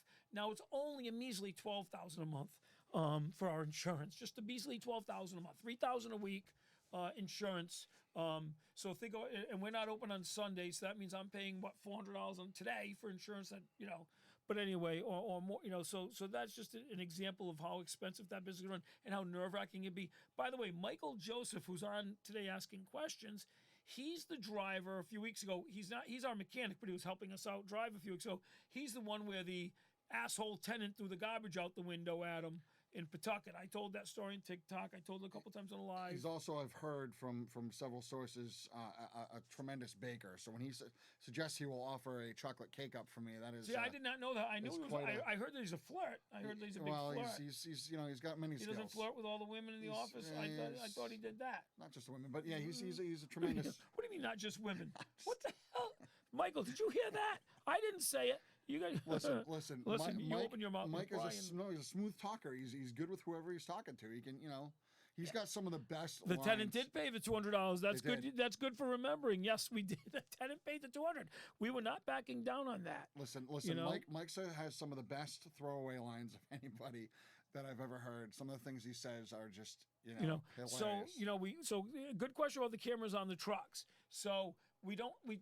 A couple of our trucks have cameras on them. Not all of them have cameras. They all do have GPS. The biggest problem with the cameras on the trucks is it's an electrical thing, and for whatever reason, they don't always function the way that they're supposed to. It's an electrical thing. It's somebody unplugging the camera. I've had that problem in the office too. Listen, first off, you haven't had that problem in the office. The only time you have that problem in the office is when Andrew or I are using your bathroom, personal bathroom. But the backup cameras work. It's just the. Let's talk about that. So I come in the office. I'm in the hospital a couple weeks ago, right? I'm in the hospital having. Yeah, and I was the one that rushed you some emergency McDonald's. All right, so here's the story. I get out of the hospital. I come back. Now we're derailed. Now we are derailed. But you got to mention it. So I get out of the hospital. I come back to the office. I got to watch myself. I got to calm down. I go in my bathroom. Somebody used my bathroom and didn't flush while I was in the hospital. Listen, it was not me. I live in the absolute fear that I'll walk into your office and you will call me at the same time that I'm in your office. So that's why it would definitely would not be me. I make sure that there's no signs of my visiting. I went to borrow batteries the other day and there was opened the door and I jumped. So somebody unplugs the GPS. Well, what happens is obviously the hardwired GPSs they can't unplug. That's why I like the hardwired GPSs. But anyway, that's how we found that driver. Well, Brian discovered the driver was picking up their friend's garbage in the middle of the night was because of the GPS, right? Yep, that's exactly right. Anyway. I saw the truck had left earlier than it was supposed to, and, We heard wrong. That's not me. Look around the office. Yeah, I know. So anyway, let's see. Sorry that happened to you. Glad you have integrity. Matter of fact, he did hold. I mean, he might have had a few choice words for the guy, but he did hold his composure and continued to clean up, and then he picked up the trash, and then he went and reported it to you, and then he reported to us. He didn't get into it with the tenant at all. So what was interesting? Although he happened to be in the office when the tenant showed up. So listen, what was crazy? Listen to me. Here's what's crazy about that. It happened to be one of our tenants for Elmwood Realty that did that. Can you imagine if it was one of our customers' tenants? How would we have handled it differently? Elmwood Realty, I got zero tolerance for any assholes. Okay, they can go. All right, I'm not gonna have asshole tenants. You know that. When they lease up, they can go. Mm-hmm.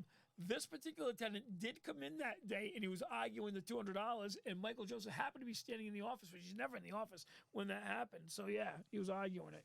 Yeah, he's very rarely in the office, and he just happened to be there, and the guy was trying to argue, and then Mike was there to verify the story as it happened. Right. So it's interesting because I do have very good employees. I was talking about that the other day. We have a really, really good staff right now. Now listen, every once in a while you're going to have a bad seed. What happens is because we have such good employees that are accelerating right now, the bad seeds stand out a little bit more. What happens even with the tenants? What happens with the tenants? You have a bunch of good tenants, the pains in the necks stand out, right? Yeah, I don't get my lasagna if I pick a fight with him today or he picks a fight with me. That's why we're behaving. But as far as the employees go, same thing with my construction guys. We have a really good staff. We have a really good team right now. So what happens is when you hire somebody who's not really a team player, they stand out like a sore thumb. And at this point in my life and in the business, and with Dwayne being with me so long, is that Dwayne knows zero tolerance for jerks. We don't want jerks. Zero tolerance for assholes. and the same thing with the tenants, zero tolerance. You know. Mike had said, good to see you not laughing and not fighting. That's why I said, What? I was bribed by the lasagna. Yeah, tomorrow morning at 6:30 will be funny. Listen, last week we scheduled our fight for 7 a.m. So you know what's funny? I thought about this the other day. Does anybody watching TikTok remember the Saturday morning cartoon? It was the rooster. What was it? Was it Foghorn Leghorn? Foghorn Leghorn. Well, it was the one that they punched in the morning. They'd punch a time clock. Yep. They would fight each other all day long, Yep. and then they'd punch out in the afternoon. Yeah. What cartoon was that? Well, I want to say it was Looney Tunes, but I also know Well, that it was Looney Tunes, but I just remember, it was just funny. They'd fight all day long. It was a fox and a hen. Family Guy did an episode or two with yeah. So what happens is that's how I feel about Brian. We punch in the morning, we fight all day, we punch out in the afternoon. See you tomorrow, and it's just like that cartoon. Oh, Coyote and Sheepdog. Yeah, I'm telling you, I cannot. It's the exact same thing. I walk in the door in the morning, and all of a sudden we get in a fight all day long, and then we punch out. Okay, see you tomorrow. Oh God! It's usually things are fine. Good morning. How are you doing? You see the game last night? How's Tom Brady? That kind of crap. And then there's one trigger, and it's how's Butler Waste, and that is the trigger for the fights. That's exactly right. Which truck is broken down? Yeah. So when the trucks break down, let's talk about that. We're not talking a $300 repair, $400 repair. It's a $3,000 pair, $4,000 every single. Even last week, how much was the bill? I'm going to tell you right now. So we had the two trucks go in last week, and I'm like, all right, this is great. This is going to cost him $10,000, and he's thinking the same thing. We had one truck that went in, and that was about $4,200 for the front loader. Yep. The rear loader, little 411 we brought in there. It turns out that truck was actually still under warranty, and there were several recalls that the previous company M&M had never actually either been made aware of or had brought it in for that. And that truck is a truck that habitually in the winter when it's cold will not start. You can't get it going. Matter of fact, that's how it died. It was on a route, and it had been running for hours, and it was so cold that it basically just said it had enough and I go. And one of the problems is in the cold, people may not know diesel tends to gel up. It causes issues. You've got fuel filters. If you get any ice in that, it can't flow through. It can create all kinds of problems. So long story short, we were able to get a lot of repairs on that for things covered under warranty. Ralph. Good morning, Ralph. That's funny. Good morning, Ralph. Yeah, Ralph is one of our drivers. Yep. So Michael Joseph. Is Ralph here? I don't know, but somebody Make Money just said good morning, Ralph. Yep. Michael Joseph just said something very insightful. And it's too bad you missed it because I think it already went by. So I'm not going to repeat it. Just for the record, Brian gets Jeff going, then the rest of the staff is doomed. The problem is Jeff will ask me a question, and I don't know when I'm supposed to answer it and when I'm not supposed to answer it, and that's the problem.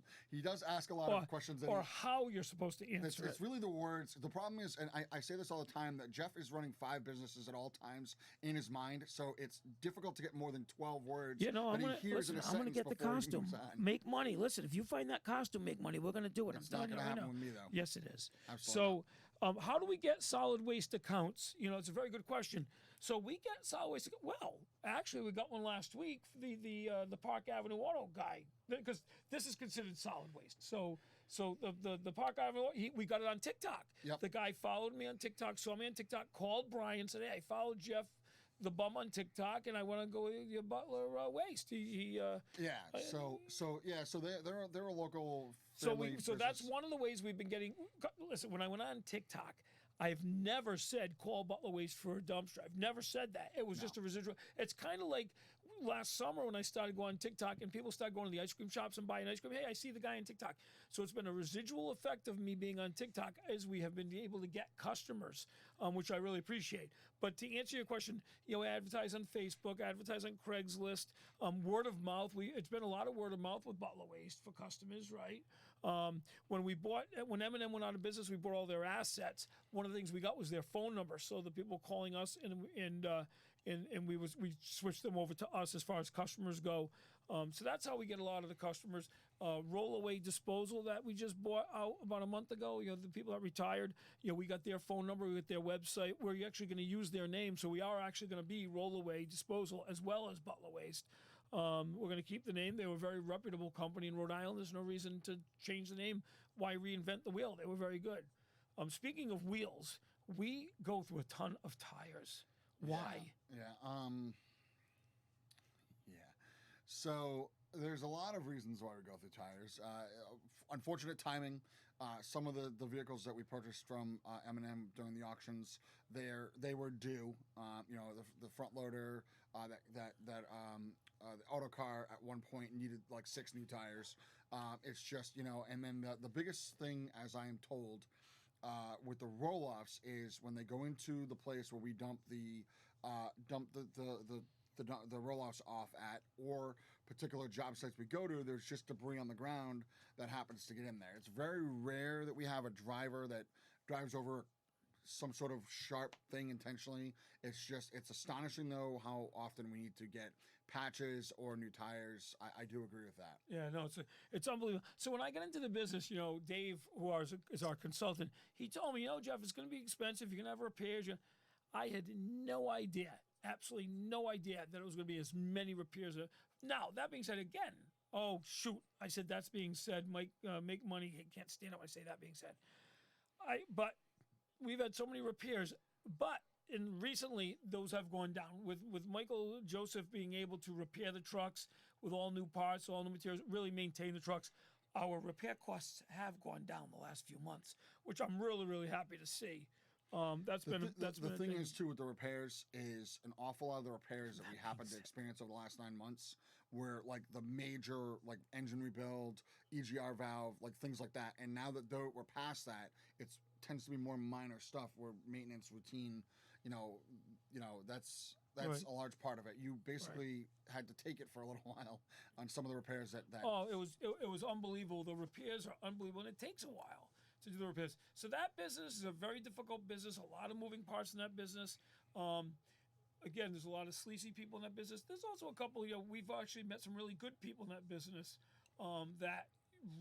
Really good people in the business. Where we go empty our trash at Vinagro, they're really good people. The landfills treated us very well. And Ronnie, the mechanic, he's treated us very well. So we've met some good people. The best word to use is fair. Everybody's very fair. Everybody in the business, especially in the scale house guys that I deal with, Bob and Steve, they understand what everybody's going through. Whether it's a big company, a small company, they understand everybody's just trying to get there. Very good question. Listen, we're going to get off of the waste for a second. People have some personal questions, okay? Yeah, ask away. What type of single lady are you looking for? What type of person are you looking for? I am not currently looking for anybody at the moment. I have some personal things I'd like to address. I'm more of a blimp than I ever was before, so I tend to be a bigger. Oh, stop! You're being hard on yourself. I'm about 100 pounds heavier than I was about 3-4 years ago. 100. So I gotta lose. Yeah, thank you, Carrie. I gotta lose some weight before I can focus on 100. Get that kind of stuff. I hang out at the But it's not about looks, Brian. Listen, that is you have a great attitude. You have a great personality. It's not about looks. Okay, looks are skin deep. Okay, yep. It's about personality. Yeah. So, what type of person are you looking for? I don't have a good answer for that right now. Okay, all right. So, Miss you, Carrie. So you don't know what the Velvet Room is. Everyone's asking about the Velvet Room. Well, it was the Velvet Club, right? It was actually the Velvet Glove. Right. The name of it was actually the Velvet Glove. But the Velvet Glove. That was the gay bar before I opened up Club Hell. Yeah, there you the go. Velvet Glove. Let's see. See, weight is just a number. You're handsome. It's true. It is. It has nothing to do with it. It's personality. Brian does have an excellent personality. Very easygoing guy. Puts up with me. Puts up with me at the office. Yeah, it took me a little while, a couple days, and I'm finally dry. My shoes are still not dry. I've put them on a tray, basically just draining. It was the number one thing from that situation with the plow is from head to toe. I just ice in my pockets. My shoes I walked in, they were just covered like inches and inches of snow and ice. And I was happy you did wipe off my iced coffee before you gave it to me. I did clean up the cups before I gave them, and I still had the straws in my hand. It was like I just hold on to that. Carrie said hello a little bit ago. She's with Matt over at Craft Burger and Beer. I probably lay off the burgers a little bit much, but it's difficult. They're so good. If I do that a little bit, maybe I'll lose the weight that I need to. So listen, everyone's asking about the donuts. So what happens in the office whenever we go out for our Dunkin' Donuts runs, we take turns, putting on our app and ordering the. Yeah. I don't know who paid for those that day. It was actually, believe it or not, I paid for that, and I paid for that with the plow truck. But normally I pay. You're gonna admit I pay most of the time. Usually Jeff pays. Yeah, so I usually pay for that most of the time. And every once in a while, like I said, Brian kicked in that day or Joe will kick in. So the funny thing on that day was you actually went and took the stuff from Joe. I also want to say we gotta thank Heather for me even going to Dunkin' because she had basically taken more than her lion's share of my K-Cups that I had. So I was out of coffee. So I said, hey, before the meeting, I want to go to Dunkin' and get a coffee. Yeah. Would you like to get anything? And then it turned into a whole office. You really want to bring up the K-Cups? You really want to bring up the K-Cups? Well, I was bringing. Okay, everyone knows the K-Cups. We haven't done anything with the K-Cups in a while, but my K-Cups were. Well, no. So the K-Cup story is that in the office we use K-Cups. I buy them in bulk at Job Lot, and we put them, and everyone uses the Keurig and the K-Cups. So they were building designs, and I was putting it on TikTok. It was a nice thing I had going, nice series I had going on TikTok. Till I was away one day, and I come back, I go in the office, and they're all gone. All the K-Cups. Brian took it upon himself, made the executive decision to clean up all the K-Cups and throw them away. Yep, absolutely. So we had to start all over again. I got very frustrated because somebody had decided to play a little prank with the K-Cups and play a little Jenga game, and when I tried to correct them, they weren't. Hey, somebody has some Guinness with your name on it. That's Kerry. Oh, is it? Yep, I will definitely come by for that Guinness. So the you had to wear the costume. That's right. You're gonna wear the costume. You're gonna wear the costume. So anyway, so we do have some fun in the office. Like the other day, that is true. Everyone was laughing in the thing, and I heard him. I went in there. So we do have some fun at the office. We try to keep it casual. I shared that with my grandmother, which is his mother, the video, and she calls me up. Your grandmother is my mother? Yeah, Grammy. I shared the video with Grammy, and she calls me up, and she's trying to choke back and trying not to laugh, but she's like, "Are they picking on you again?" And I said no. I said I was sharing that because it sucked, but it's one of those things that's just so funny because the timing. I was watching the coffees. I didn't even hear the truck. Like I wasn't. You hear traffic. I wasn't worried about it. And the second that I turned on that sign was when I got smashed. It was just a full wall of just. The funny part was when you came. He's in the lobby because we have a lobby to our office with a window where the tenants come in and pay their rent, and then we have a keypad with a code we have to get into the office. And you got to turn a handle. It's not like push things. Yeah. So I'm sitting in the lobby. So he's in the lobby, and I'm like, and at this point I'm pissed, and I'm like, can somebody please get the door? And I got Andrew and Jasmine on the other side of the window there, and they're kind of looking at me and they're like, what? He can't open the door, and so and then I kind of was like, can somebody please effing open the door? And then Andrew was like, oh, okay, I guess he's frustrated or whatever it was. And as soon as I opened the door, Jasmine's in tears, probably had whatever, just on the floor. Everybody was laughing. It was just So Fridays seem to be a little crazy at the office every week, though. Every Friday's a little, it's payday. Everyone's coming in. I think the line you used the other day, the fish stinks from the head, right? So Fridays might be a little crazy. Crazy. Oh, because I'm there on Fridays. Is that what you're saying? He's a little bit. Fridays, he's trying. The biggest thing with Fridays is it's the end of the week, and so any projects that he started at the beginning of the week, Jeff wants to get done, or at least some sort of resolution, and so everybody who's been working all week has to be accountable for anything that they were doing all week. Where do we stand on this? And that's part of Right. That's part of the crazy. Did everyone pay their rent? So let's talk about rent, real quick. Give you an update. So we talked about this on the 16th of the month. We sent out about 65-day demand notices. And I said, okay, I'll give you an update. So on the 22nd, we end up sending out 17 evictions. We sent out 17 eviction notices. But then since then, and this always happens anyway, our lawyer will schedule it, for eviction. Since then, I think we're down to like 6 again. So what happens is every month it's a cycle. The thing is it sounds like a lot, 60, 17. And, Andrew puts it into perspective for me a lot because he goes, Jeff, every month you buy more property. So, of course, the numbers are going to go up because, percentages. And he's right because what happens is, last month we added 47 units. This month we added another 7 and 18, 25 units. So every time I add units, of course, the percentage is going to go up. But what's happening is by the time the court date happens, either they come in and they pay their rent, which that's what we prefer they do. The people, we prefer to have tenants in our apartments paying rent. The one that's interesting is the 39-unit building in Cranston. I'll give you the update on that. So as you may remember, some of those tenants entered into a lawsuit with the previous owners over the deck falling down and them getting put out and this and that. It happened back in July or August. I disagree with the whole thing. The tenants were month to month. Should they be compensated for a month or two? Absolutely, but they were month to month. So the previous owner should have just terminated their tenancy at that point, given the security back, and started fresh. But he didn't do that. So you know what? He has some liability as far as I'm concerned. The problem is that the lawyer who they hired, I'm going to be nice about it, Peter, ambulance station lawyer they hired. He is looking to, obviously, he must not have much business. He's looking to get this lawsuit up as much as he can, as big as he can. And he's giving his tenants really bad advice to not communicate with us. And so now what happened was we started reoccupying the building on the 8th of February. So those tenants now were responsible. There's 5 on the first floor that have not communicated with us. They're responsible for rent. So they now owe us rent. And we're going through the eviction process. Same thing with them. They're going to go through the non-payment of rent process. And that lawyer's on the hook because that lawyer gave them advice not to communicate with us and not pay the rent. So as far as I'm concerned, now I'm going to go after that lawyer, and I have no problem with that at all. And look, I've talked about this before. There are a lot of good lawyers out there. My lawyer, Steve, is the best guy I ever met in my life. Honest, ethical, moral, straightforward lawyer. I'm married to a lawyer who's an excellent lawyer. But this guy, this type of lawyer that, tried to grab all these people to try to get the pot of gold, you know what I'm saying? And now he goes and he gets a restraining order so we can't empty out the apartments. He's just affecting my livelihood. So those 5 this week, we're going after him. My lawyer's going to go to court and get those 5 out of the building so I can start renting the building. This guy's affecting my livelihood.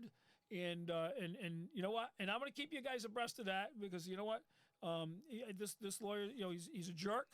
I don't know how else to explain it. He's a jerk. He knows that I'm the new owner, and he's affecting my livelihood. I'm a stranger to him. I didn't do anything to his clients. I didn't do anything to him, and he is purposely going after us just to try to line his pockets, Ryan Hurley, and I just don't appreciate that at all. So hopefully people will realize not to ever use him, and definitely businesses, and it's too bad.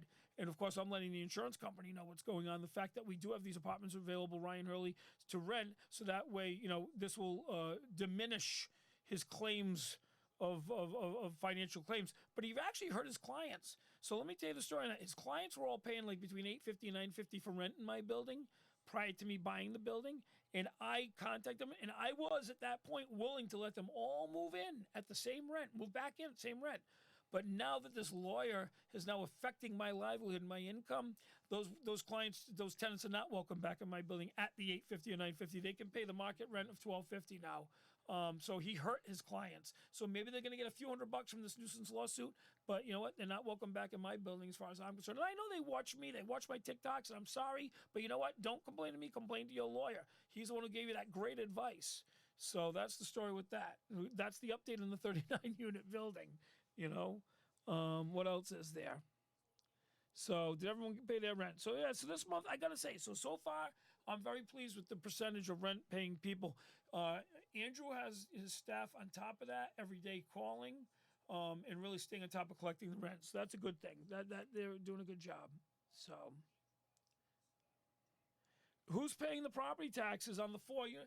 That the bank is. The slow bank to close with me is paying the property tax. Think about the money that bank is losing right now. And the property taxes there are about $8,000 a year. And the bank, again, I bought it at auction back in November 2019. The bank is paying those property taxes. They could close with me when they clear the title. The title has, I guess, some issues on it. And when they get the title clear, then we'll close. But until then, the bank pays the property tax. So that's the story with that. Let's see. Any other questions before we go? Because dinner's at... The one and only Mrs. Joseph has joined. What? Who the hell's that? I don't know. That's funny. What is taking so long? So what happened in that particular property is the old man died. So they have to give notice to any next of kin. Anybody who may have claim or lay claim to owning a piece of the property, owning the property, you have to give notice, say the property went to foreclosure. Now, they have to come up with the money that they owe the bank, the $265,000. These bums who haven't had a job or paid for anything in their life, they have to come up with the money. But that's exactly why, that's what's taking so long, that the banks have to make sure any relatives anywhere in the country, they have to do a research, and it takes a long time, give proper notice. And I believe that's what happened in this particular case. They had this last minute thing where they have to give public notice to anybody who may say, hey, yeah, I inherited that, or I own part of that, or this and that. The problem is that, yeah, they can say they inherited it, but that means they inherited the mortgage and all the past due bills. And I guarantee you, I paid $260,000. Well, that's a good point. So I paid $265,000 for it, or bought it for $265,000 in November 2019. Right now, it's probably up to about $365,000 between the back taxes, the insurance that the bank is paying, and the legal fees. So even though I got it for $265,000, and if I close on it, it still will be the $265,000 because we have a binding contract. If anybody else comes along and says, "Hey, it's mine, I want it," it's probably up to $365,000, $400,000 right now. So that's the issue with that. So that will close soon. I'm having patience with it. Yes, yeah. Let me make money. Find the costume. That would be great. A day in the life of Bryan video. Well, so when we do the live in the office that day, obviously you'll get a lot of that. You'll get a lot of that because we interact all day long. When I'm in the office, I interact with everybody all day long because, like I said, the audiovisual business is there. So Bryan actually wears two hats. Okay, besides not extra large or double extra, he actually wears two hats, right? Yes. So Butler Waste, which we've been transitioning a lot of your responsibilities over to Nicole, who's kind of taking over Butler Waste. And you also are a salesperson for audiovisual services. Yes. And which you want to go back and do. And of course, audiovisual services sales are fun and you make money. Yeah, it's not 100% all that. But yeah, no, the Nicole's been picking up some more responsibilities. She's going to get a lot more this week. As things transition, we're swapping out of cans like we talked about, the front load to rear load. So there should be definitely involved in that. It's going to be a 2-person job on that because I think there's just a lot of moving parts there, to get them to make the most sense and put them on a route. Great question. Did the Mafia come and pick up their washers and dryers yet? So I have 2 properties where they had washers and dryers. They had the one in Cranston, and they had the one, the new one, the 39 unit. I do not believe they came to the 39 unit yet to pick up their washers and dryers, which they've now surpassed their time because I gave them 30 days. The Cranston one, I think they might have gone there. I have to ask Tim because Tim would know that. Tim would know that. Yeah. So I'll have to find out. I will find out tomorrow and I will give an update on that. But they did not come to the Cranston property yet to pick up their washers and dryers. They have not done that yet. And what I've been doing the last couple weeks. What happens after 30? I gave notice of 30 days. They've been abandoned. They're mine. All right. Yeah. It's good. I'm sure that they're in decent condition too. Yeah. I've never really looked at them, but yeah. But anyways, that's the story with that. Because I lately have been really building laundry rooms at most of my properties, trying to give the tenants the option of doing their laundry on site, the convenience. In East Greenwich, we those properties I just bought, there's no laundry room. I want to give them a laundry room. Who else do we have? Taco Bell time. Yeah. Brian's, believe me, he's actually shaking right now because he's Taco Bell's.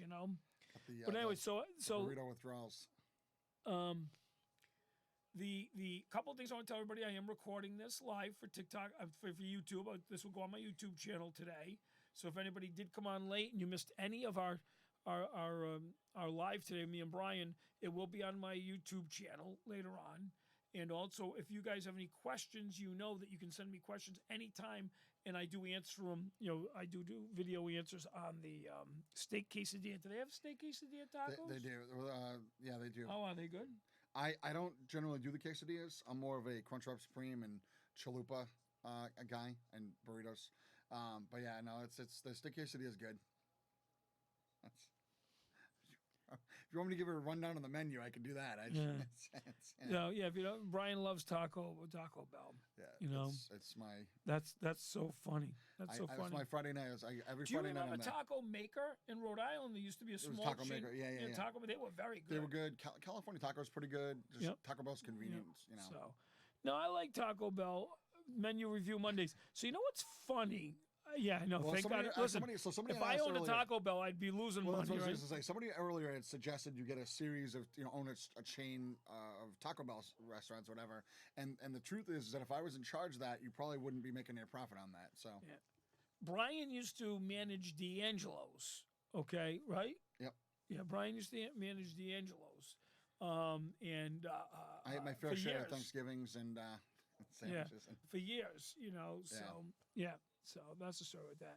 Yeah, California Tacos is on Hartford Avenue, but isn't there one right near our office? There's one that's I don't know if it's it's Is that on a Post California Road. Taco? Yeah, it's something similar. I think it is tacos. Yeah, so I've California taco. never been there. But I like tacos. I like soft tacos myself. Yeah, you yeah. know, my kids love the cheese tacos from Taco Bell. That's what they like. You know. The ice cream shop in Elmwood Avenue, I'm hoping will be open by April 1st. I'm thinking we're waiting for some equipment. We got Hershey's is giving us a bunch of equipment. We're waiting for that to get delivered. We have some inspections going on this week. The Warwick building inspectors, they have to inspect, electrical, plumbing, mechanicals to get our certificate of occupancy. As soon as that's done and we can get it, then we'll open up. So hopefully by April 1st, sometime in March it will open. The big concern I have this year, to be honest with you, everybody, is labor. I'm concerned with labor. 2 years ago when COVID hit, had more than enough labor. I had all kinds of kids. I was plenty of labor. Last summer was a little bit of a challenge with labor, which I was really surprised the first time in 20 years. I couldn't hire 15, 16-year-old kids last year. So we'll have to see what happens this year with labor because, I am concerned with hiring. Mancini does it all. Hey, Ralph, how's it going? So I hire, I hire 14-and-a-half-year-old, 15-year-old kids to work at the ice cream shop. It's their first job ever, and we like that because we can teach them our way. They don't come with bad habits. But that's the big concern right now, having enough staff to open the stores this summer and keep them open. Towards the end of last summer, that was a little stressful, having enough staff to open the stores and manage the stores. So anyway.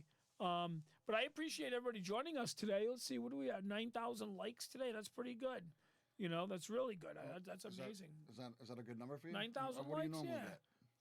5,000, 4,000. Because you're here, I got double. So basically, it's based on size. It's twice the size that you need. It's based on size. It's twice the screen real estate. It's exactly. Your likes are based on how much screen your body takes up. That's right. But anyway, so prices are going up. So, the issue is, I talked about that the other day with the ice cream business. It's very, very stressful. So, an ice cream is a treat. It's a dessert. It's not a necessity. And, if you notice, there's not a lot of standalone mom and pop ice cream shops out there anymore. When I was growing up, when I was a kid, there was a lot more than there is now. Reason being is a seasonal ice cream shop. This is for anybody. This is for the consumer, for business owners. A seasonal ice cream shop. You're paying year-round property taxes, year-round rent, year-round insurance, year-round, everything's year-round. Electricity, you're going to keep the stores electric. So you're paying all those expenses year-round, but you're only open half a year. So you have to make that money for those 6 months when you're open. Now, all of a sudden, what happened, found out the other day, the ice cream is going up 10%. So now I have to stay open to cover my costs. Oh, by the way, the labor went up. So in Rhode Island over the last couple of years, the minimum wage has gone up from like $10.50, now it's up to $12.50. So minimum wage goes up. So yeah, it doesn't sound like a lot of money. It's $2 an hour. But when you have four people on an hour, that's $8 an hour. When you're open up, 10 hours a day, now it's 8 times 10, that's $80 a day, 7 days a week, $600 a week. So do the math. That one store, just labor, went up $600, just labor, okay? Then you have workers' comp on top of that because you have to pay workers' comp, which is a percentage of labor, taxes. So what happens is with the ice cream costs going up, the labor costs going up, how else do you either stay in business or close?